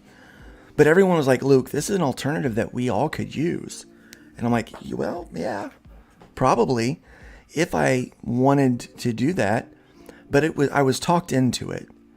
I really was. So I kind of accidentally started this business. And Nick, I don't know. Like, who did it? I don't know who could have been like. You realize, Luke. Yeah, there was a lot of people doing it, but I don't listen to a lot of people. But I listened to Nick, and Nick was like, Luke, you should make that more professional and not say deplatform this. Yeah. And you should put up like a real thing, and you should consider making this thing a deal, like a thing that people use. Because, and it drives me nuts because so much of the time I see you right on that line where you still hold on to the comfort of complaining about people. Oh, it's fun. Look, I'm a white guy in his 40s. It's my right to complain about stuff. That sounds dangerous. I made it past 38. Okay, there was a time when people didn't make it that long in life. It is now my right to complain. Guys, you want to check out what's coming to Fund My Comic? Yes. I just have a first color page, and I'm very excited by the results. So show us, make it go. I want to see. I love some Pedro art.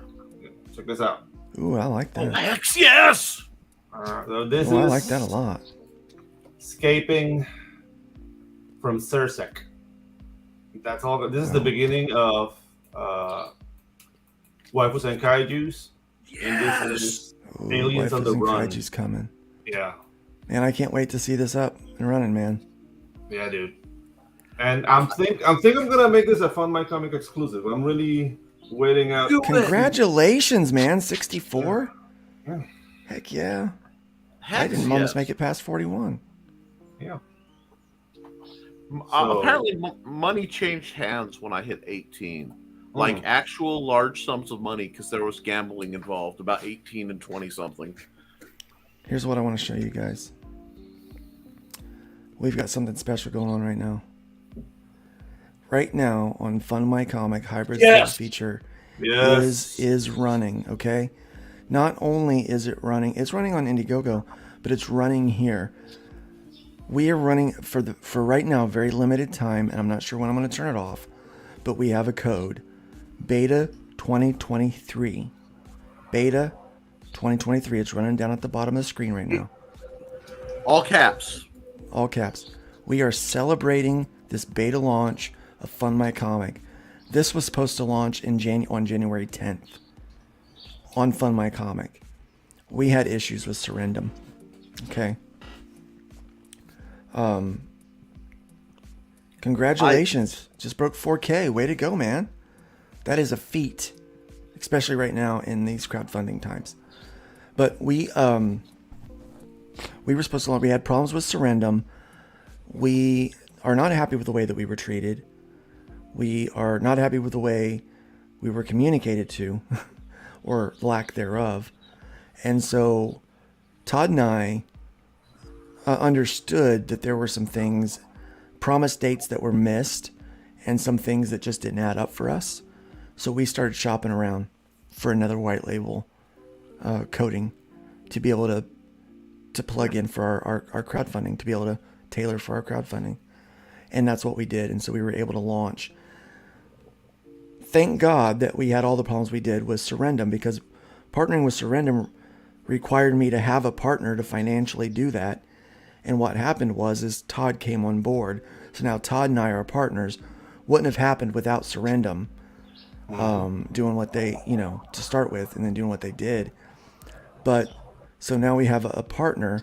But because Surrendum dragged their feet, then we were able to get back to another developer that is now aware of all of our situation, what we're actually trying to do, and is very helpful now in what we're doing. And they have the robust code and the data protection and stuff that we need. And so they've got all of those things in place, and they're running them right now. So because of that and the delays, it caused us to start launch later. Now, we were in testing mode. We only had probably 13 users on the platform at the time, including our admins. And the news hits. The video gets sent to us privately that Crowdfundr doesn't want any CGers on their platform. And I was like, thank you, Jesus. Thank you, Jesus. Thank you, Jesus. Because I have something for all of them. I have something for everybody. It doesn't, I mean, because of my association, CG's not going to get canceled. You know that. And I'm giving you my word that just because you associate with something else doesn't mean you're not going to get canceled. If you can make it past the screening process, this is what I talked about with Pops last night, because he was really concerned about the screening, because people were getting paused and canceled and backers getting refunded post approval for their campaign. And in some cases, post completion, and it was time for payout, and they would get messed with, right? And I was like, look, if you change the campaign, I get notified, I can see if it's been changed. If you are approved and you make it through the approval process, you're good to go to the end. If someone complains, most complaints are just because someone's butthurt about something. We'll read it, we'll look at its validity, but then we ignore it. But if something is a valid complaint, then we're going to go to the creator and ask them to explain themselves. And then we're going to deem whether or not their campaign should be resumed in that case. It's like, but if it's something about the campaign, oh, well, I think they're a racist. Well, you can think they're a racist all day long. Is there anything racist in their campaign? No. Okay, then, like Mike Barron's campaign, his main character is a Cuban American protecting other Latin Americans on the border. Yes. That is not racist. That is a hero. Yeah. No, Luke, I think we get that one. And the only reason I am cutting in on this is I think a little bit of the COVID brain is kicking up because you've prevaricated on it about 5 times this show alone. Oh, so I agree with because you, it's upset because that's what was in the news this week. That was why he was banned. And I agree, but so it's why Fund My Comic. It's part of why Fund My Comic exists. Tell folks about what Fund My Comic can do, because you've told the story of how you've got here very, very well, but I want to make sure people get the full features that are available and the features that are coming and move along, because I don't want it feels like you're getting stuck in like it scrolls. It scrolls. It scrolls. Yeah. What else do you want it to do? I'm just teasing. I'm teasing. No. You're going to hear me talk about that a lot because it's a point of passion for me. Oh, okay? No, I fully understand. I don't think that someone, because somebody got mad, they should be deplatformed. No. So we created this for us because originally we were shadow banned on here. We were. But aside from the free speech or the lack of censorship on our platform, and aside from our low platform fee, we did things that I originally wanted to do, things that I wanted a campaign to do. Like up here in the ticker, I didn't want shipping to pad my numbers. So we removed that. We don't have that. This is only the contribution totals that go in there. We will be adding a shopping cart feature down the road. Right now we can't do that yet. But you can back these things with coupon codes that are in there. So you can choose a reward like this. One of the things that we're doing different with this site is really cool. And because we have this low platform fee, we are still trying to recover our losses, I guess, is the best way to say it. We don't know if Surrendum is going to refund any of our resources that we invested with them. So there's a large bit of money that we paid for a site that we have not gotten. And Surrendum has yet to reply to us. And it's been like a week. Which we shouldn't be surprised. We shouldn't be surprised. But I don't think it's going to go well. I think it's going to end up getting ugly. But what we have here is you can tip the website. And yes, that goes to us. But it goes to upgrade the website. But it does a second thing. We get notified. We can look and see who gets tipped. Right? And when a campaign gets tipped, it gets put up into the featured picks section of the site. So you're not fighting algorithms. It's not about how many people back you. It's about how many people boost you. So if you love a campaign and you want other people to see it, tip the site, but it is automatically set to enter tip, but it sets to 0 in case you miss it, so you won't get charged. But you can get no tip, or you can do enter tip. If you leave that tip, it will bring up, we can bring that thing up. It tells people that you believe in this project, and it puts it right up there in the featured tier, in the featured pick area for you. So really easy. And then we haven't turned this extra contribution on yet because we want to make sure everything else is working. Because sometimes when you turn on an extra feature, it causes something else not to work right. So we're going to wait. We're going to wait for a bit before we do that. But here's where you can apply your code. Beta 2023. You just type it in like that and you hit apply. And automatically 20% discount applied. Super simple, right? Nice. You can even leave a message to the creator on what they're doing. And then you log in, put in all their information. Now, the discount is there. I have to put in shipping information because this is a shippable book. So let me just log in, not with that one. Let me log in with, that'll be a good one. We'll just log in with that.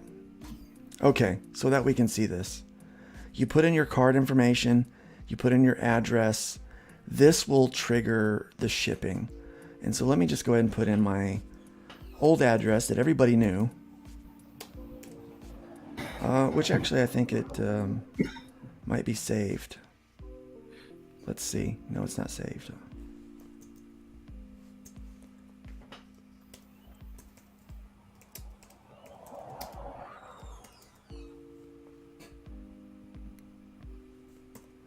And you see, you just type this stuff in, and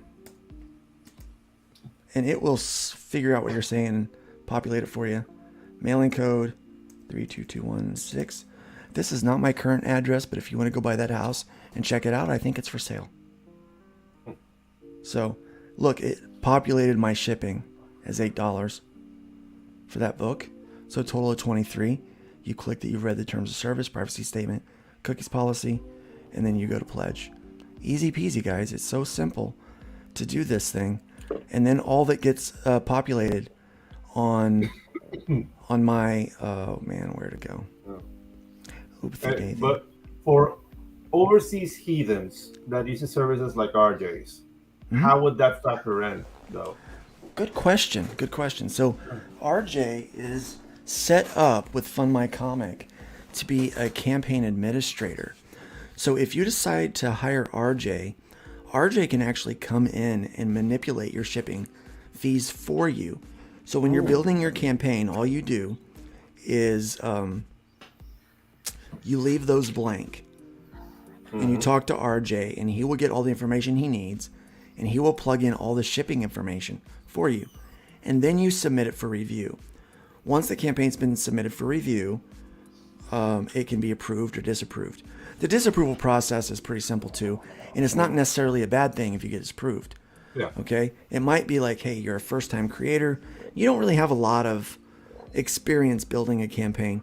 Like we saw Matt's campaign, and I said, you know, right now what backers are looking at is they want to see finished pages. Yeah. These 2 finished pages should be all the way up at the top, so people can see those right away and not all that other fluff that, quite honestly, me as a consumer, I don't care about, right? So we give little tips like that, or if there's something that's missing, we tell them that needs to be fixed, or if it goes against some of our campaign criteria. If it shows something that's inappropriate, if we find abusive language, if there's something that's going to cause that campaign to get flagged, that's where we'll leave the notes. We'll hit disapprove. You will get a message to know that it's been disapproved. Then you'll be able to go back into your campaign editor. And each section where there's been a note by the campaign admin, you'll be able to see what they've said, and you can address those things and then resubmit for approval. Okay? Well, that's cool. Yeah, and so then you resubmit that campaign for approval, and it goes through the process. Here's a really cool thing I want to show you guys. I want you to go over right now and back the killing field, back the RPG, because we've got this over here. Real quick before I show you this other feature, I want to show you what we've got going on here with this campaign. We're doing something that we haven't done with the other campaign yet. Now, all of the same thing you can get, all of the tiers. Individual books, if you just want the one. We've got the Arrow bundles that are available. We've got just the trade paperback volumes if you want. We've got the new trade paperback and the game manual if you want. We've got where you can get all 5 books that we have going, and then we have the special game that we've got with the dice and the game and the dice tray. But we decided to do one more thing because people were asking for it, Nick. They asked for it last night, so I gave it. They said, well, can I get all of the books? Because we can't do an add-on feature like we do on there yet, because we have to raise the money on the site in order to pay for the developers to install, to code and install the shopping cart feature for us, which is not going to be a problem. We're going to do that. But so until we get that done, I created last night the ultimate bundle. Because I have the ultimate bundle up here. The ultimate. Well, this is the ultimate bundle, guys. You get all 5 books. You can get the dice and a game tray and a dice tray, but you also get a really cute chibi sticker. Cool. It's a Zazel. A Zazel should not be so cute. Should he? He should not be that cute. Joe Spicer of Starcross Comics did the chibi for me. I love that guy. He does not get enough I really credit for hope his chibis. at some point you do an image and just use that as a layer that shows Trash Man punting him. I want to see Trash Man drop kicking and Azazel. Maybe it wouldn't be hard to do as an animation, but a little animation of that going pew. You know what I'm saying? Yeah. Just well, put a spin I want on to it. commission. I want to commission him to do. So we've got this right up here. This image that we use for this backdrop. A lot of time. Oh, it's not showing up there. It shows up on the other page. But the one where that Chris Scalf made of Trash Man and Azazel fighting, I want to get a chibi version of that. I want to have Joe draw a chibi version of that for me because it's so cute.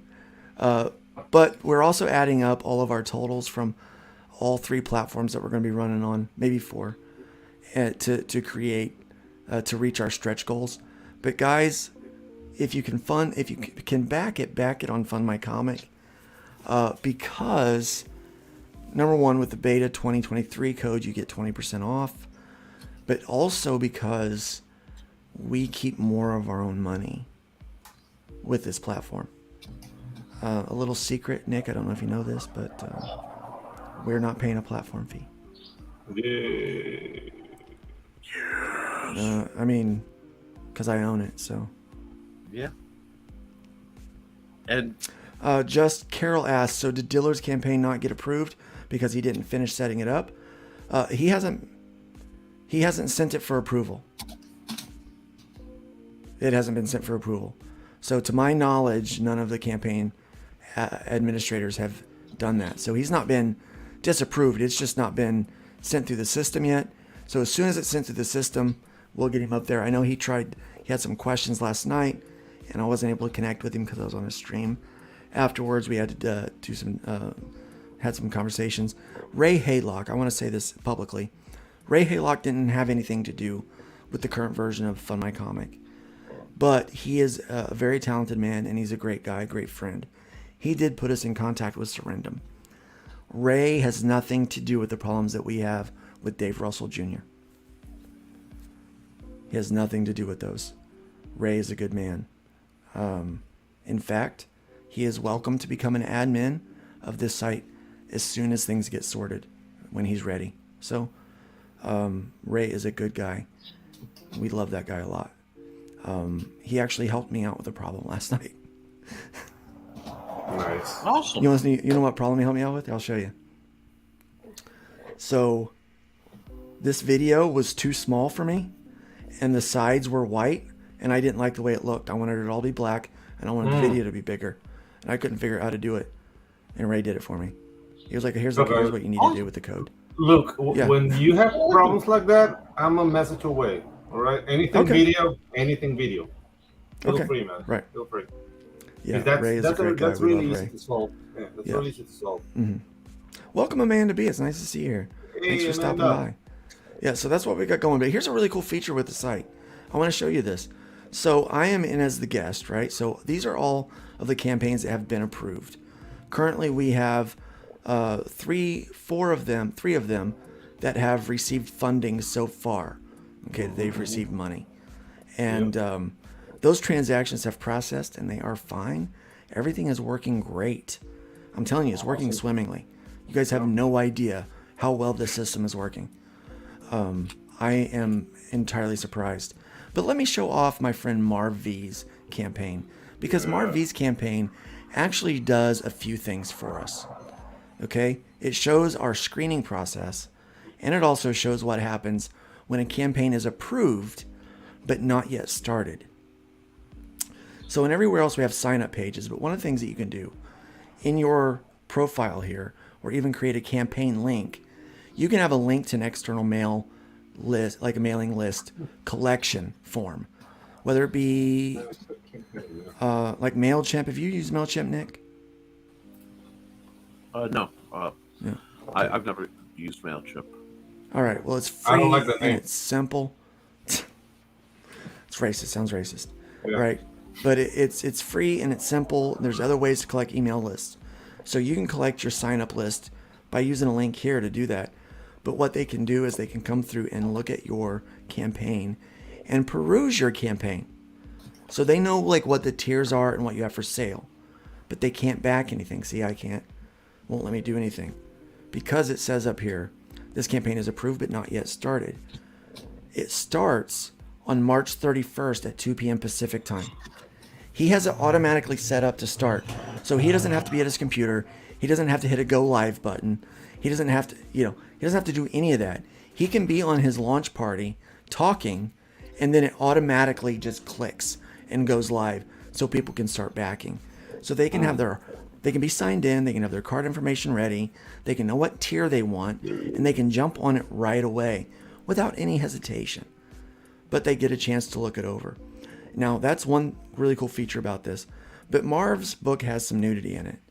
And so we looked at the pages that he went through, read it, made sure there wasn't anything that was going to be inappropriate or offensive to, as far as like harsh curse words, things like that, that would make it not safe for work. No depictions of sex, visually or verbally, right? Everything checked out. But there's some boobs on that page. Well, to make the banks happy, you can't show nipples. So Marv just put a little black bar over there. That appeased everything. So this is something that is a more mature content that has been fully approved. This meets all of our guidelines and all of our expectations. It is great. Look how many original pages. Look how many pages he has up there to show off. Luke, I gotta say this. I'm trying desperately to listen to you. I really am. Right. This is such really good artwork, and the pacing, and I mean, like my ADD. Let's is talk running about rampant. how good Marv has gotten. Let's talk about that for a second, okay? I mean, this Look at is this. like Sin City if you could actually read it without getting lost. You know what I mean? I'm sorry. It's a better black and white, gray tone. But I just look at that frame. I hesitate to even call it a frame properly, even though it is, where he's saying a murder and lighting the cigarette. That is just. Yeah, I mean, Just look at the quality of the phenomenal. art. And so The light shine on the crow's eyes. It's just really and cool. the- I the love pace- the noir feel of this panel, The- of this page. the frame break of the finger and the knife there with the smoke. Oh, this So good. friends is what my brain screams graphic novel. This from the how in college they'll say, well, there's comics and then there's graphic novels, and they try to keep it separate even though they shouldn't. Right. This has that you just want to come back to the visual storytelling. I mean, somewhere Tarantino's incredibly excited for this and doesn't know why, because there aren't any bare feet involved. But this is, this is just fundamentally incredible artwork, and like seeing stuff like this is that's. Oh, you're rowboating a bit. For this particular job. Oh, okay. I was wondering if it was my internet. It's him. Okay. Nick, you roboted, buddy. You're rowboating hard. Oh, he's frozen. Yeah, he's got to fix that. But yeah, so this art is fantastic. Give me a second. and, Is it better? a little bit. A little bit. Yeah, there you go. You're moving clear now. There you are. Yep. He's alive. Apparently, it would not let me full size it. I had full screened it so that I could look at the Okay, image and shit. not see the chat. And get a better 'cause I really wanted to- view of it. Yeah. And I was punished for that horrible Yeah. indiscretion. It's but, good looking art.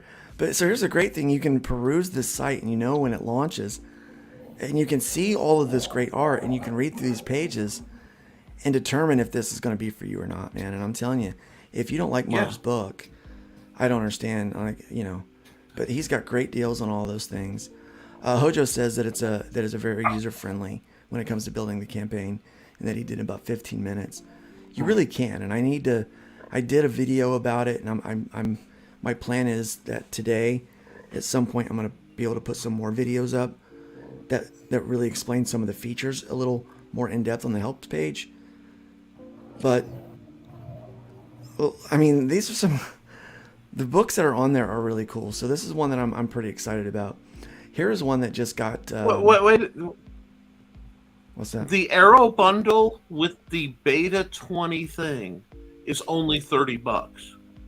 I'm sorry. Well, he hasn't applied it. This is only to campaigns on here that just choose to apply it. It's on all of ours. Oh, okay. And you could put it in if they That's decide what to I'm- apply it. Yeah, we don't know, but yeah. But I do have the Arrow bundle on mine. So yeah, we have the Arrow bundle. I'm sorry. Like I Now, said, I'm ADD, and Yeah. after a few hours, I take my med right before the show. I'm not gonna lie, I do. Yeah. And it runs So, out yes. toward after. Yeah, this campaign looks. Oh, look at this! You can get 7 original pages for $500. I mean, come man, look at original art. Original art for $500, 7 pages. Man, that's great. That's a deal. Yeah, it really is a deal. And so, let's look at what else we have. I'm really excited about this one. This one just launched a couple days ago. No, maybe a day ago. Last night. It launched last night, I think. It's a Maybe the night before. Maybe the night before. 144 days to go. That's 144 days to go. He's running a long campaign. It's a long He's got campaign. a reasonable goal of $2,500 because they're still making the book. Yeah. Gotcha. Right? So they're still making the book. He's already gotten 4 backers. It is a keep it all campaign because he's making the book regardless, right? Awesome. And so he worked through all of that. But this was one of those where he had a wall of text and then the pages at the bottom. I said, move them pages up front, man. Yep. Show off that beautiful artwork. Show what you got going, right? And look how pretty this book looks. And then he shows it's a 48-page book. 48 pages of cosmic action. His writer is a Silverline writer. He's got the line art, the guy that did Cat and Mouse. Dave Kemp is the colorist, Spawn, Thor, Spider-Man. Dave Kemp is a fantastic colorist. One of my favorites in the business. Why are people still buying mainstream? There's no reason to. Like, I'm sorry. The world has visually switched for me, where I look at the mainstream titles, and I think that they look like the webcomics of old now. You know what I'm saying? They look like webcomics or somebody's first thing, and then the stuff that's being crowdfunded is light years beyond. Yeah. In quality, it just. So he will ship at the beginning at the beginning and the end of the year. Fulfillment will begin. So he'll start delivery, and it goes. This will ship on time when fully funded. So he's only asking for $2,500 to meet that. There's no reason why he shouldn't be able to do that. Again, already 4 backers, and I mean this is a fantastic looking campaign. Look at these covers. I mean, here's one that's in the works right now. It's coming soon, so this will get updated. But that is Reaper Destroyer. Nice. And his character.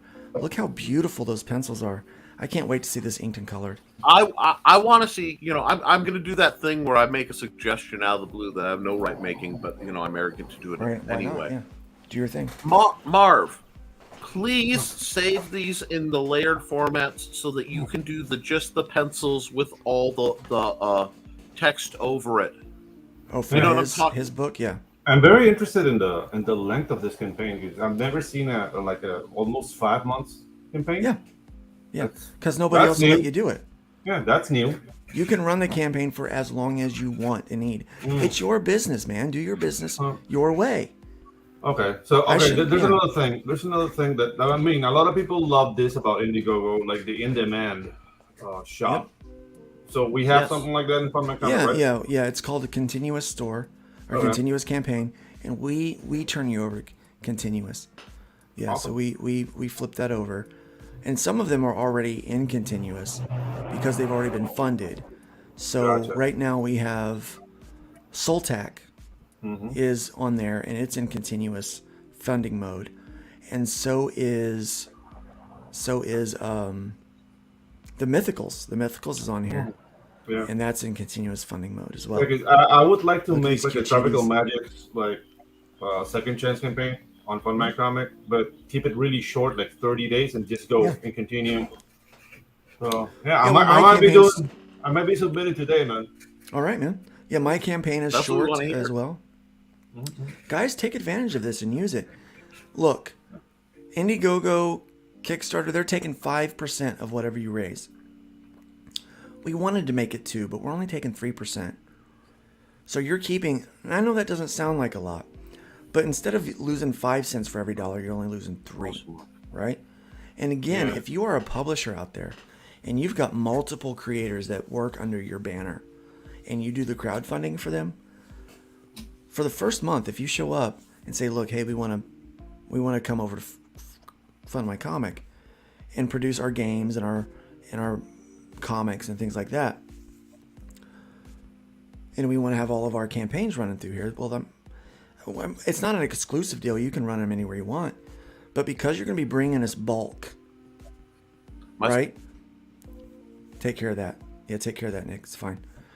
But because we're working, you're working in bulk, and you are believing in the site, and you're coming over, then what we're going to offer you, if you sign up within the first 30 days to start funding comics, we're going to make sure that you are given the opportunity to only get a 2% platform fee, because we know you're going to be bringing bulk, and that you're going to be like, you're taking a chance on a company that is brand new. Now we are as, how could I put this? We are as boutique can get. Okay, so Pedro, I don't know if you know this, but we kind of curate everything. Yeah. And we are advocating for every campaign that finds its way onto this platform. We want it to be successful. So our goal is that we are going to give you all the tools to be successful. And let me tell you one more thing. We don't think success is just getting funded. Yeah. We believe that success is fulfillment. So what we're doing is, let me get you back to our homepage real quick.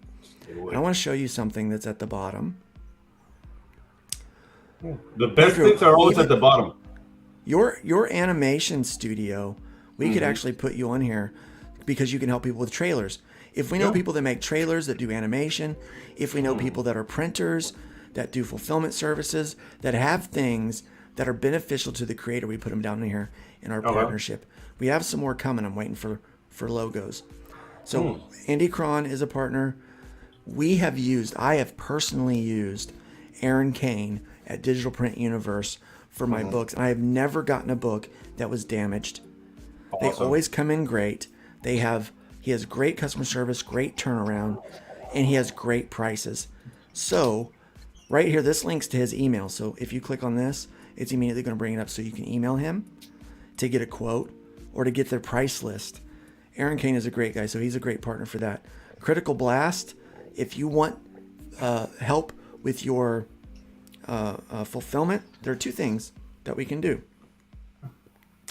If you just want someone to ship your books, I don't want to. You want to do this on screen or off screen, but yeah, I'm interested in putting my logo there. So okay, let's do it. Yeah, absolutely. Yeah. Because you've helped so many of us, and you offer great prices, and you're a solid worker. We're not putting anybody on there that's not been vetted. So if someone is a partner or makes it to a list of our vendor sheets, you can guarantee that we have vetted them and we know what they're doing and what they're up to. Here's a question. So the creator gets to pick the countdown for the number of days. Yes, you do. As a backer, seeing 100 plus doesn't give me a sense of FOMO to back it. Does the campaign close if the days run out? Yes. So that's a lot of questions. I understand that there may not be some FOMO, but you can extend it. If you wanted to run a shorter campaign, you could, and then you can extend it. There is a limit to how far we'll take extensions for most people, but you can start the campaign for as long as you want it. But once it's closed unless you extend it. And so you do have to get in there before it closes down. I think the 100 days in this campaign, for this campaign, will help him, because the traffic coming into the site is going to be a slow boil, is what's going to happen. People are going to start to get more confidence. The more campaigns come on, the more people are backing, and the more that, hey, the finances are working well. And when people start shipping out books from it, which is going to be very, very soon for Soltac. So if you go and back Soltac right now, your book will go out with his fulfillment for his Indiegogo. And I can tell you that with great confidence because I'm handling that fulfillment personally. So it will be going out probably late this month, early next month. So it's going to be right on the tails of my Rift Rider campaign that's going out. So yeah, so that is entirely possible with that. But so there's two things you do. If you want RJ to help you with your fulfillment, you contact RJ. We'll put you in contact with RJ, and he can go in and manage all of your stuff. But let's say I don't know who to call to get my standees. I don't know where to get trading cards. I don't know the places where I need to get metal done at. I have no idea what I'm able to do. And you need help with that. We have people that are very seasoned that have worked on it for a while. And depending on what it is you're asking for, what we can simply do is either do 1 or 2% additional on your platform fee and that 1 or 2% will go to the person that's handling your fulfillment for you. So you could literally, with our system, be a brand new creator and have someone hold your hand through the entire process so that you can be successful. Why do we do that, you ask, Nick? Thank you for asking. Mm-hmm. The reason why we do that is because we've been there. We've been there. We know how difficult it is to come out of the gate and be successful. And a lot of people don't seem to want to help. Nope. But we're not going to do that. We're going to be helpful. We want to be helpful. So we're, And I mean, regarding the sense of FOMO, it's just that, dude, like I've seen it happen in every campaign. Like in the campaign, when you back it while the campaign is going, you get like extra books and extra stuff. When you get it continuous, you only get some of the books or some of the perks are gone. So it's on the prerogative of the creator to create this sense of FOMO. Like, hey, dude, back it now because you will get like the extra book, or I'm doing this sprint and this is only for the campaign. Like that's something that we as creators have to foment, you know? Yeah, and one of the things, even if you run a long campaign like that, one of the things you can do is limit how long a perk is available. Like we're only doing this perk for 20 days, or this perk ends on this day, so you can rush traffic there for the FOMO thing. So there are ways to do that, and these campaigns are taking advantage of it. We're helping them navigate. You know what? I'm going to ask, because I realize whenever I hear a term that's being used that someone in the chat may not know, use the acronym FOMO. Fear of missing out. Fear of missing out. Exactly. I know that, but whenever we do something too much jargony, we might have a boomer that doesn't know. We might have a boomer. We might have a new guy just trying to get started out, because I think Fund My Comic is going to fill the niche of, so you've never crowdfunded before. Do you go to a huge company that really doesn't give a rat's butt about what you've done and what you're doing, just, can they make money off of you? Or do you go to somewhere where, okay, so you've never crowdfunded before. Well, you'll get advice on how to set your page up. You'll get advice on merch and, attached stretch goals and things. Well, thank you, Grey Wolf. Grey Wolf said, okay, well, I mean, I didn't know what FOMO meant. LOL. See, that's why I do that. Good job. A lot of Good times job, my Nick. job is to be the Peter around here and ask the really dumb question. It wasn't a dumb question. It wasn't, no. It was a boomer question. It wasn't dumb. Yeah. So, yeah, Boomer lives matter too. Yeah, they do. Yeah, we want to help. We want to help people be successful. Now, we also want people on the platform that don't need any help, right? And that have audiences to help bring this. The real benefit is right now a lot of people can crowdfund from their own websites using plugins. And oh man, I probably need to show this off. So you can use plugins on your own website, whether it be Shopify or WordPress, to do crowdfunding, and it's perfectly fine. And if you have an audience, that's great, but you're probably going to have to find ways to grow that audience outside of an organic way for shopping. Now, if you go to a place like Fund My Comic, you're going there to buy comics, which is, comics or games, because you know what you're going to get there. In fact, if you look up here at our at what's on the shelf, because we have this check the shelf section: comics, graphic novels, manga, books, magazines, TTRPGs, board games, video games, card games, collectibles. I swear we've got everything you would want from an independent brick and mortar comic shop. Right, that's what this is. Except Pops, because they're all buried in the desert. They're in the landfill, yeah. Because they're being destroyed in the wood chipper. Yeah. So this gives you an opportunity to bring an audience together, to centralize it so that you can share audiences right now. Okay, so Indiegogo and Kickstarter, about 10% of their market is comics and games. So that means most of the people that are on there aren't interested in comics and games. 100% of our audience is comics and games. So you have a greater chance of finding a new backer, finding someone that maybe is going to be introduced to your work for the very first time, So that's something definitely to check out and to consider over here. So Just Carol is asking, I'm sure this has been asked, but if a campaign is currently active on Indiegogo, can the same book start a campaign on Fund My Comic at the same time? Absolutely. Because we understand that even though you're funding over there currently, now we are not going to want you to do an all or nothing there that's not funded, or what they call a fixed goal, and you run a take it all or a flexible goal on our platform. That probably wouldn't work, but we are curating that thing. So if your campaign is over there already and it is in a either a fixed goal that's been funded or already in a flexible goal, then absolutely you can come over to this platform. We have people that are doing that. Hojo's doing that right now. I am doing that right now. And I think a couple other people are wanting to do that because they want to take advantage of the fact that they can send people to this platform and keep more of their own money. Yeah. Right? And so that is beneficial. Like right now, we still have our active Indiegogo, and we are going to extend it so it's on there a full 60 days. But guess what? You know what Nick and I are pushing? Fund My Comic. Fund My Comic. Hell yeah. And you know what? Like, I want to say something about that.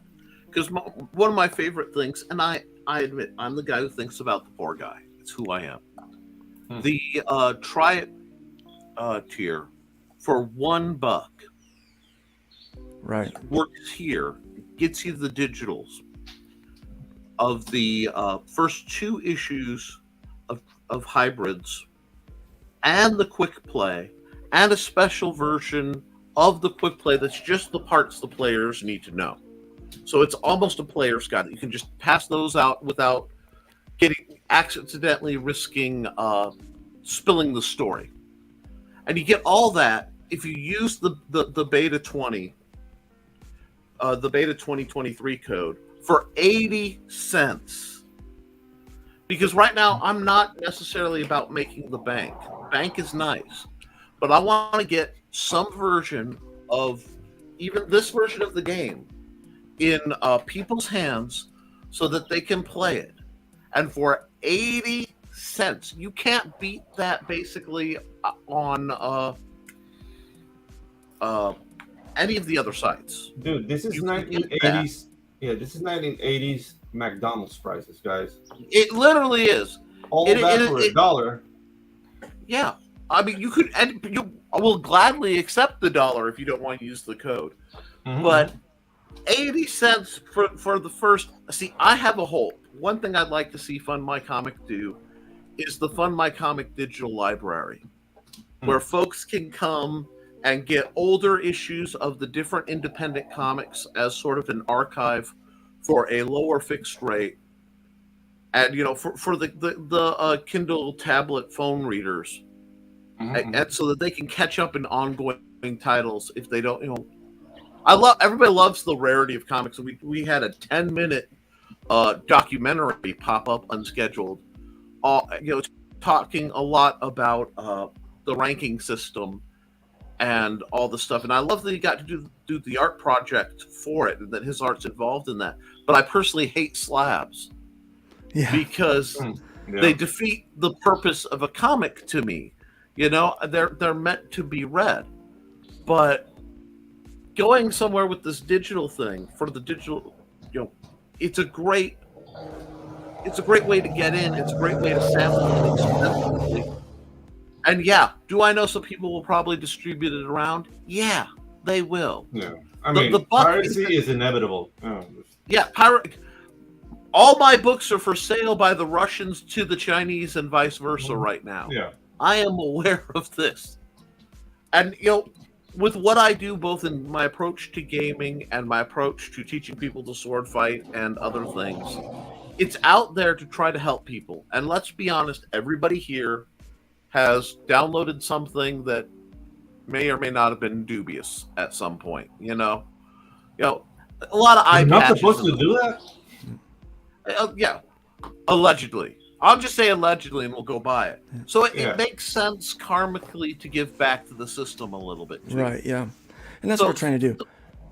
Absolutely, you got to do that. That's what that buck is that buck's going to get the game to you and prove to both. If you have to go through Indiegogo, I will forgive you. It proves to them that we matter. I want to get more eyes on Fund My Comic, so share that one around, folks, so that people will go, Fund My Comic is a thing, this game is a thing, and for 80 cents, you're getting 2 great comics and a game that I was the poor kid who, if I had been handed this book, it would have been laminated, probably photocopied, probably laminated, and set up like this book, and I'd be homebrewing rules out of it. I understand that happens too. Instead of being a pain in the butt about it, I'm like, let's facilitate it because I've been there. Yeah, let's make it happen for him. So, Just Carol, there are no dumb questions. This is brand new, and we do things a lot different than the other 2 guys that people are used to using. This is very, very much a boutique setup. So to what was said earlier by Hojo about links, we actually have the help tab at the top, and all of the questions that come up, I'm going to be making videos or doing text things to help you answer all those things. So you're gonna be able to find a lot of information in the help section that's going to be there. And then to answer your question, so she says, sorry, I'm going to ask all the dumb questions and then try to remember the answer so I can tell others. So say for Doc, and I think you mean Doc Blaylock, right? That's what I think you're talking about. Doc, his book just launched on IGG with a fixed goal. How could he launch on FMC? Then we ask him to also run a fixed goal, maybe a smaller amount. But, all right, here's something that I haven't talked about. Let's say he runs a fixed goal, and all of a sudden he is funded on Fund My Comic. I mean, funded on Indiegogo. He says, "Oh man, I'm fixed over here. I would like to make that. I'd like to make that a take it all instead of a all or nothing." And I'm like, "Oh, we can do that."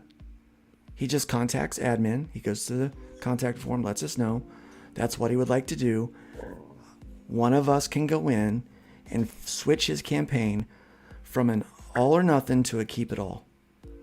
So simple. We take care of you that way because, again, this is boutique. It's like buying a boutique guitar effects pedal. You know what the innards are going to be, but you can ask for, you can make it your own. It's special. And so we can do that for him. And he's going to keep more of his own money by using our site,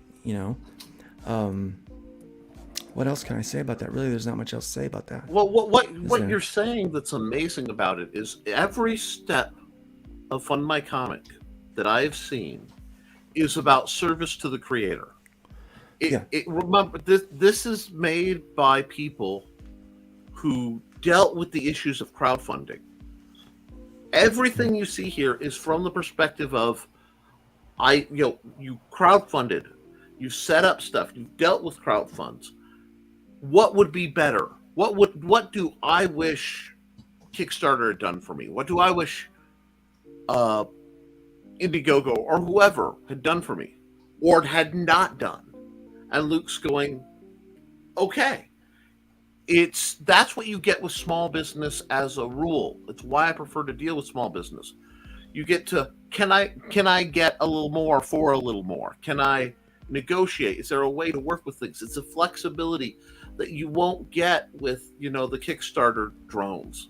And I mean, I'm just saying. Honestly, we're offering, like right now in kind of our stage, we're even offering deals for people that say, "Hey, I want to use Fund My Comic exclusively, and I want to be a spokesperson for this platform.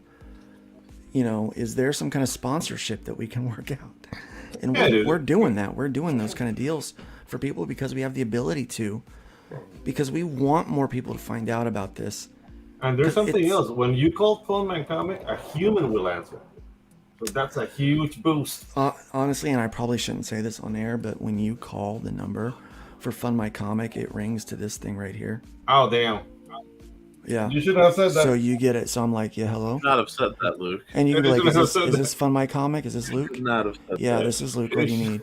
Oh my God! No. It's like, I want to complain about Pedro's campaign. Exactly. And I'm like, okay, what's the problem with Pedro's campaign? He's still racist. How many times can He's Luke racist. dox himself in one stream? I'm like, I know Pedro's racist. Yeah, He hates white people, Yeah. like with a passion. No, like I am because I want to feel included. That's Yeah, That's yeah. He's like, well, that's it. That's the reason. And then I'll be like, then they'll hang up on me, and I'm like, well, that was fun. Yeah, be advised, calling customer service may bring you a salty artist who is feeling salty at the moment. No, not may. It definitely will. But no, I'm willing to have a conversation with anybody that needs it. We have a Discord. It's really easy. Down at the bottom of every page is in our footer. You can click on that and join our Discord. And I've actually got Discord people in there right now, people that are welcoming each other. And that's really what's going on right now, is just people welcoming. Well, if people have a question, they can go in there and ask. Everything is ground floor with this. And the beautiful thing is, guys, everything is ground floor. I really believe, because I've said this of Doc, to and Luke here he comes. about a lot of things. Welcome, I've said, Doc Blaylock. Hey, Doc. Oh, hi, Dr. Blaylock. In 20 years, when I was talking about Luke, I said 20 years from now, when we're both very, very old and decrepit, and we're doing conventions because it's extra money, we're going to show up on some panel talking about hybrids and the other things you do. And people are going to be, 10 people will have been there and 200,000 will claim they were. You know what I mean? Yeah. And I really think Fund My Comic is going to be one of those things. Everybody, like, I was the first campaign on Fund My Comic. No, Marv V was the first campaign on Fund My Comic. He was beating down my door to build a campaign on this platform. See y'all. And number 2 was Craig White, Soltak Mad Ruth Comics. He was number 2. Even on his own campaign, my buddy Luke here puts me off for other people for 3 years. He's delayed the game for projects, and once again, no, I'm kidding. And then we were the third. We were the third. Well, yeah, we he were the waited one for every year. Actually, if you look at our campaign, thing up here, it's 6. We were the 6th campaign. But that's only because there were 3 other test campaigns that we built to make sure that everything was okay. And so we were the 3rd active campaign, which was funny. You get the humor. I know, right? Humor, Yeah. please. You even get Please. put off. Like, we even put off, like, I just built a platform. I just built a whole website. I love the messages because I'm still getting them of You get people. delayed. Well, Luke's been putting you off and putting you aside for 3 years, and why are you waiting? And And it's funny to me at this point because people who really have a lot of love in their hearts but not a lot of understanding have gone. And it's like, because I'm patient. Because I'm patient. Well, why are you still with him? Because he's going to owe me money because we have a contract. He couldn't die. I can't leave. That's how contracts work. Haven't you ever had a contract? Yeah. Nick and I are joined at the man. No, we're joined at the heart, man. I love this guy. Yeah. He's my best friend. And here's the thing: we know by pulling people into the site, people are going to be able to see what we're doing here. We are one of the many great campaigns that's going to be on this site, but we are a damn good campaign. This is a damn good book. Absolutely. Yeah. And yeah, right now with this campaign, when you choose a reward, you can use code BETA20. Code BETA20 will get you, Beta 2023. We're celebrating our beta launch, and so you will actually get a chance to save 20%. Save 20% on your pledge. We call it a pledge. It's actually a contribution. We have language that's put into the site on what things are called. Okay. But we tend to use language that everybody else knows. Because again, like what Nick said, I've ran more than 20 campaigns, and so I know what I want in a platform. And there are things that we don't currently offer that I want to offer. Like I said, the first thing that we're going to be bringing in is the multiple tiers where you can add them to a shopping cart and then check out at the shopping cart. We want to do that. And then the next thing that we're going to add is more usability on the back end, some additional numbers and things that we want. Down the road, what I really want to employ, and Nick already talked about the PDF, the digital library, that is actually in the works right now. Oh, We're nice. working with a couple of people that have PDFs for sale, but they don't have their own storefront. They can use us as a storefront for that. And so people can come, I just want to buy digital comics today. So instead of going to Comixology, where they don't make much money, they make a lot more money on here. So you can actually buy PDFs straight from the website, and those PDFs will be delivered to you, not through the website, but by the creator themselves, is how that's going to have to work. But yeah, it's going to be those things. But what I'm really excited about is crowdfunding has hurt in the direct market with what Diamond is doing, and artists not getting paid and publishers closing. It's hurting the direct market comic book stores, and comic book shops are closing. Mm-hmm. And I know there are a lot of indie-friendly comic book shops, but it's really hard to offer retailers a discount. Like really, really hard to do that. So one of the things that we are working on and putting in place now is finding an on-demand printer that can offer us the lowest price for certain books, and setting up a sister website that retailers can come and sign up for and have access to, that they can log in, and books that have funded and fulfilled can opt into this program, where they put their books for sale to the retailers at a discount. And we facilitate that business, will facilitate the whole thing. Retailers will go on, they will say what they want, the price will be set, the creator will get a cut, we will get a cut, and the printer will get paid. All at a discount, below cover price for the retailers when they buy in bulk. Okay? So they can go there and buy at a discount. You get some money, and we get some money, and you didn't do anything. You made your comic book, and you opted into this program where retailers are coming and buying. So it is literally on-demand distribution for retailers, is what it is. It is, no one's doing that. Like it doesn't exist currently. And we feel like it needs to exist. You know, there needs to be an option, because we have print on demand, but all the print on demand is to the direct user, right? To the direct customer. So there's nothing there that offers a retail discount. And a lot of times we can't offer a retail discount because the printing is so expensive. We're not going to make any money to facilitate all that and the shipping and everything. But if you could put your book up on a site and you make, say, $0.25 off of every floppy, for doing nothing but opting into the site, and your book will be on the shelves in stores, the stores that are indie friendly and choose your book because it's well presented and they want it to offer it to their customers. I mean, what a great opportunity that would be. So that's phase 4 of the site. That's what we'll be working into. I get real excited about that one because, again, let's innovate and do things nobody else is doing. Yeah. But it's all, and here's the thing that I've been encountering over and over and over again, is that there are people that are either detractors or they're, well, some people are mad that this exists because it's me that made it and not them. Yeah. You know, it's like, well, you know, who's he? Well, I'm a guy that almost died and thought, I came back with a hardcore case of the how hard could it be's. Nick will tell you that.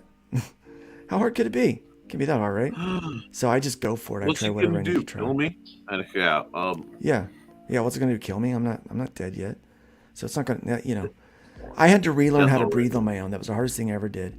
Everything else is easy peasy. Building this website or dealing with this, getting this thing together has not been easy. But it's been worthwhile. I think. There's a book I read many years ago. It's called 1632. Doesn't matter what's going on. Doesn't matter. But at one point, a guy is taking a shipment down a path during the winter, and one of the guys with him goes, "I know it can't be done, and you know it can't be done, but pray to God nobody tells him that it can't be done till after he's done it." And that's how I feel with Luke a lot of the time, where it's like, I will warn him about specific mines, but I know the man's going to dance in a minefield somewhere. It's you relax the way you want to. I relax the way I want to. Mm-hmm. Yeah. I unwind with TNT. Yeah, right, some man. people just wear like that. Some people will handle snakes at church. Mm-hmm. I'm not one of them. Nope. Thank God. I saw that. I'm not afraid of snakes. I used to I be. don't know. I go the Indiana Jones route on that one. Yeah. I hate snakes. But yeah, so this is what we've got going. I really would love it if somebody out there would take a look at this book. I want to play the trailer very, very quickly for you, so that you can see what we're about and what's going on with this. This book has been a passion of mine for a while, and we have been doing. I feel like we've really come a long way. And when I met Nick, I told him, look, I have this book I've been working on, and I would love for it to be a game that people can kind of come play in the sandbox with me, you know? And he understood that and created this amazing game that goes there. But here's the trailer, and it's my voiceover. I'm back to doing my own voiceovers. Lockdown Games and Luke Stone Studios presents Hybrids, the role-playing game. This core rules to the new Base Plus 2 game engine allows you to design your own character and create your own homebrewed adventure, complete with charts, maps, and every resource needed to dive right into the Hybrids universe on your own, or continue where the quick play left off with a brand new module.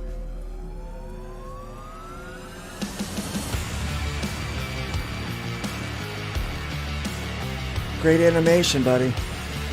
Yeah. Get caught up on the series with the Killing Field trade paperback. Enhanced with creator commentary and behind-the-scenes information, this special edition gives you even more value in entertainment.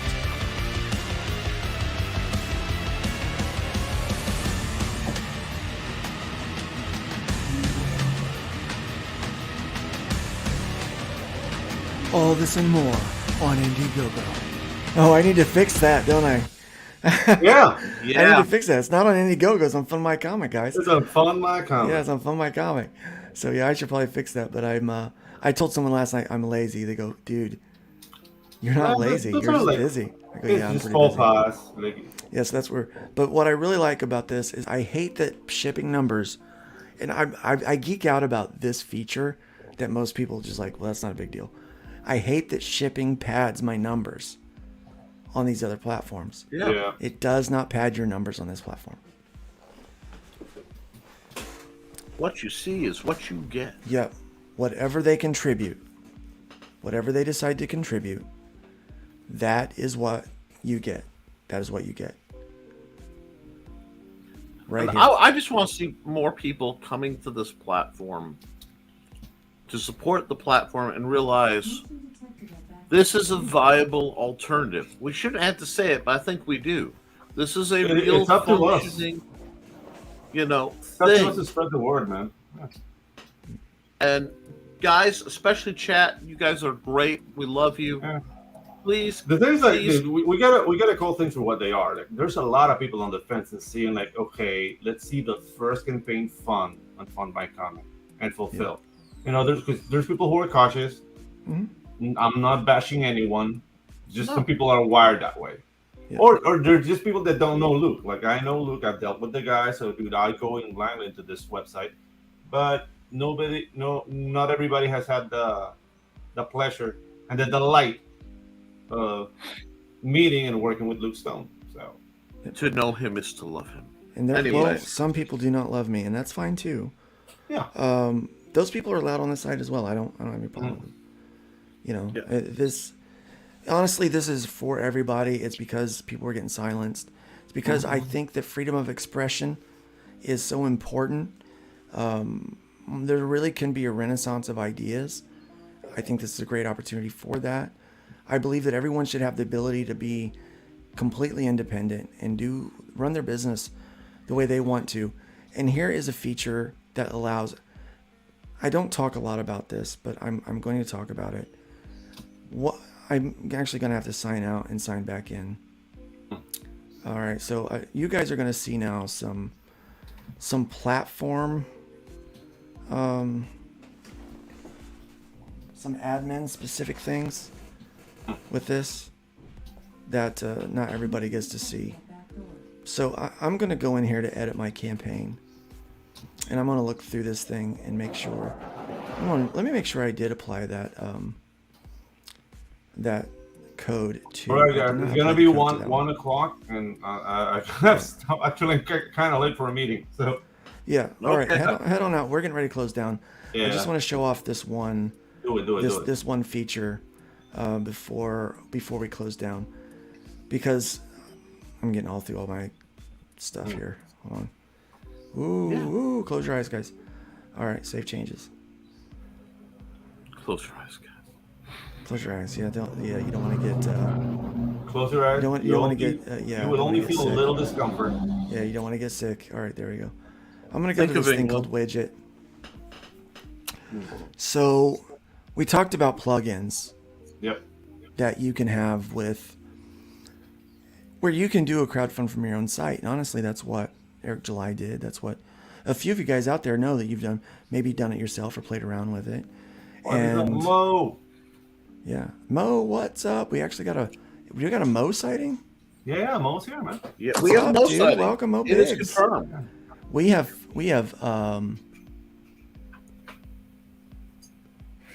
fund my comic campaign. Thank you. Nice. So we haven't talked about this much, but we have, when you're building a campaign, we have this thing called a widget. You've probably heard of them before, but you can go in and edit every aspect of the color theme. If you've got like your own website that you've got specific color themes for, you can have those colors saved and you can add them in here for every aspect of it. And now this widget, when you preview it, your campaign, why did it do that? It logged me out.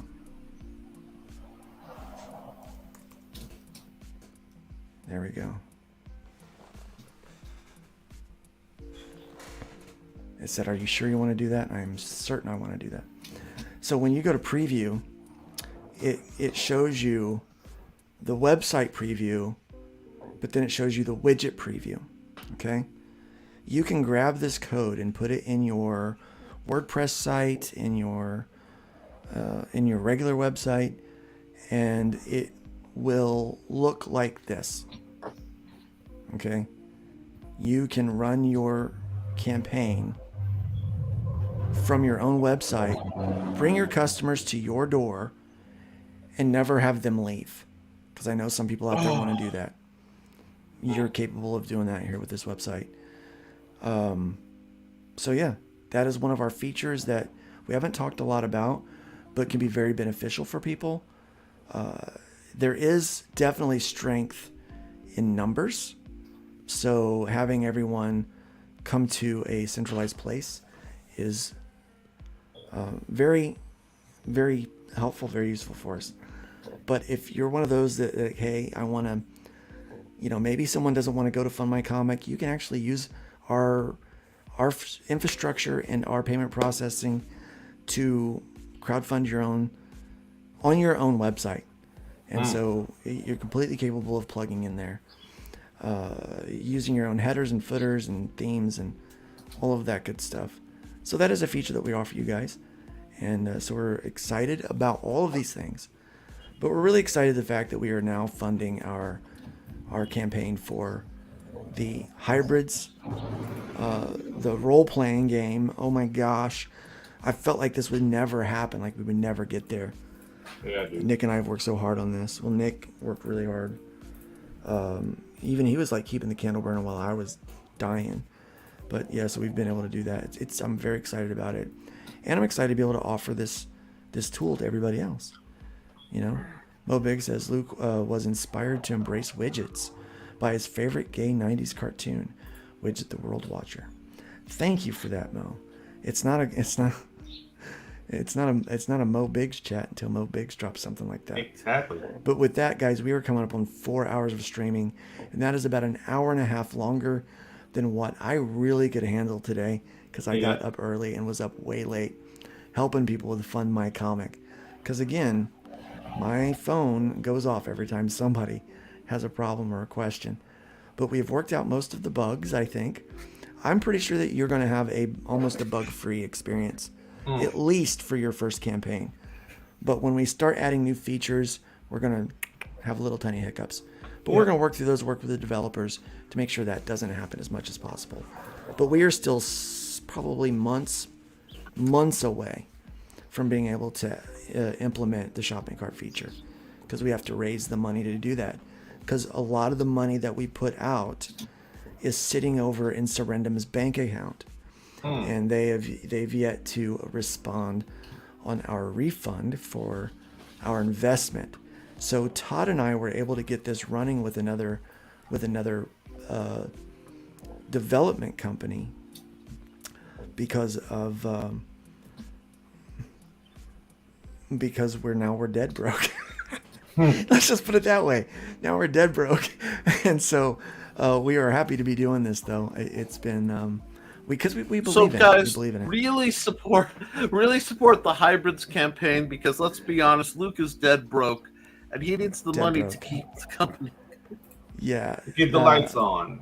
Yeah. Well, right now, the money that's coming in from the 3% will keep the lights on. Nice. A little bit more. That's why we're doing 3%, not 2%. But when you tip the website, remember, when you tip the website, it boosts the campaign. We put those. The only way you get into the featured pick is by getting boosted. That's the only way. It is the only way that you get there. We're not playing favorites. Nope. You get there because you've been boosted, and you'll be like, "But Luke, one of the campaigns is up there, hasn't been boosted, or hasn't been." I think there for a minute I did feature one of the campaigns that had not been backed. It's still up there. The reason why is because I wanted to show people that we can have more than one or two up there to when we get started. So you guys got to get your campaigns up there, get backed, and get boosted. Okay, guys, that's how we're gonna do it. And on man, that we got note, some cool books coming out, man. And on that note, Back Particle Magic guys. Second Chance on Kickstarter, soon coming to Fund My Comic. Yeah, I'm coming to Fund My Comic. We're gonna get that going. Remember, guys, we love you. Check out fundmycomic.com. Check out lukestonestudios.com. Go over to Amazon and look at amazon.com/author/Nicholas Tockert. Okay, make sure you're getting his books. He's got sword books. He's got game books. He's got fighting books. This guy's got a lot of books. He's almost his own library. So check that out. Remember, build up more than you tear down. Leave the wood pile higher than you found it. And by all means, you know what we're going to say. Be careful out there, guys. Let's be careful out there. Let's be careful out there.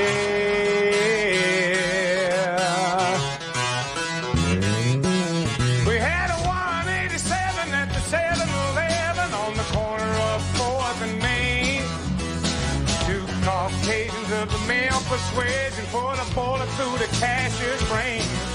Moving on, I see a 211, half a dozen 459, 280 W's a GTA, and several miscellaneous crimes. Homicide, arson, robbery, rape, everybody gets their share.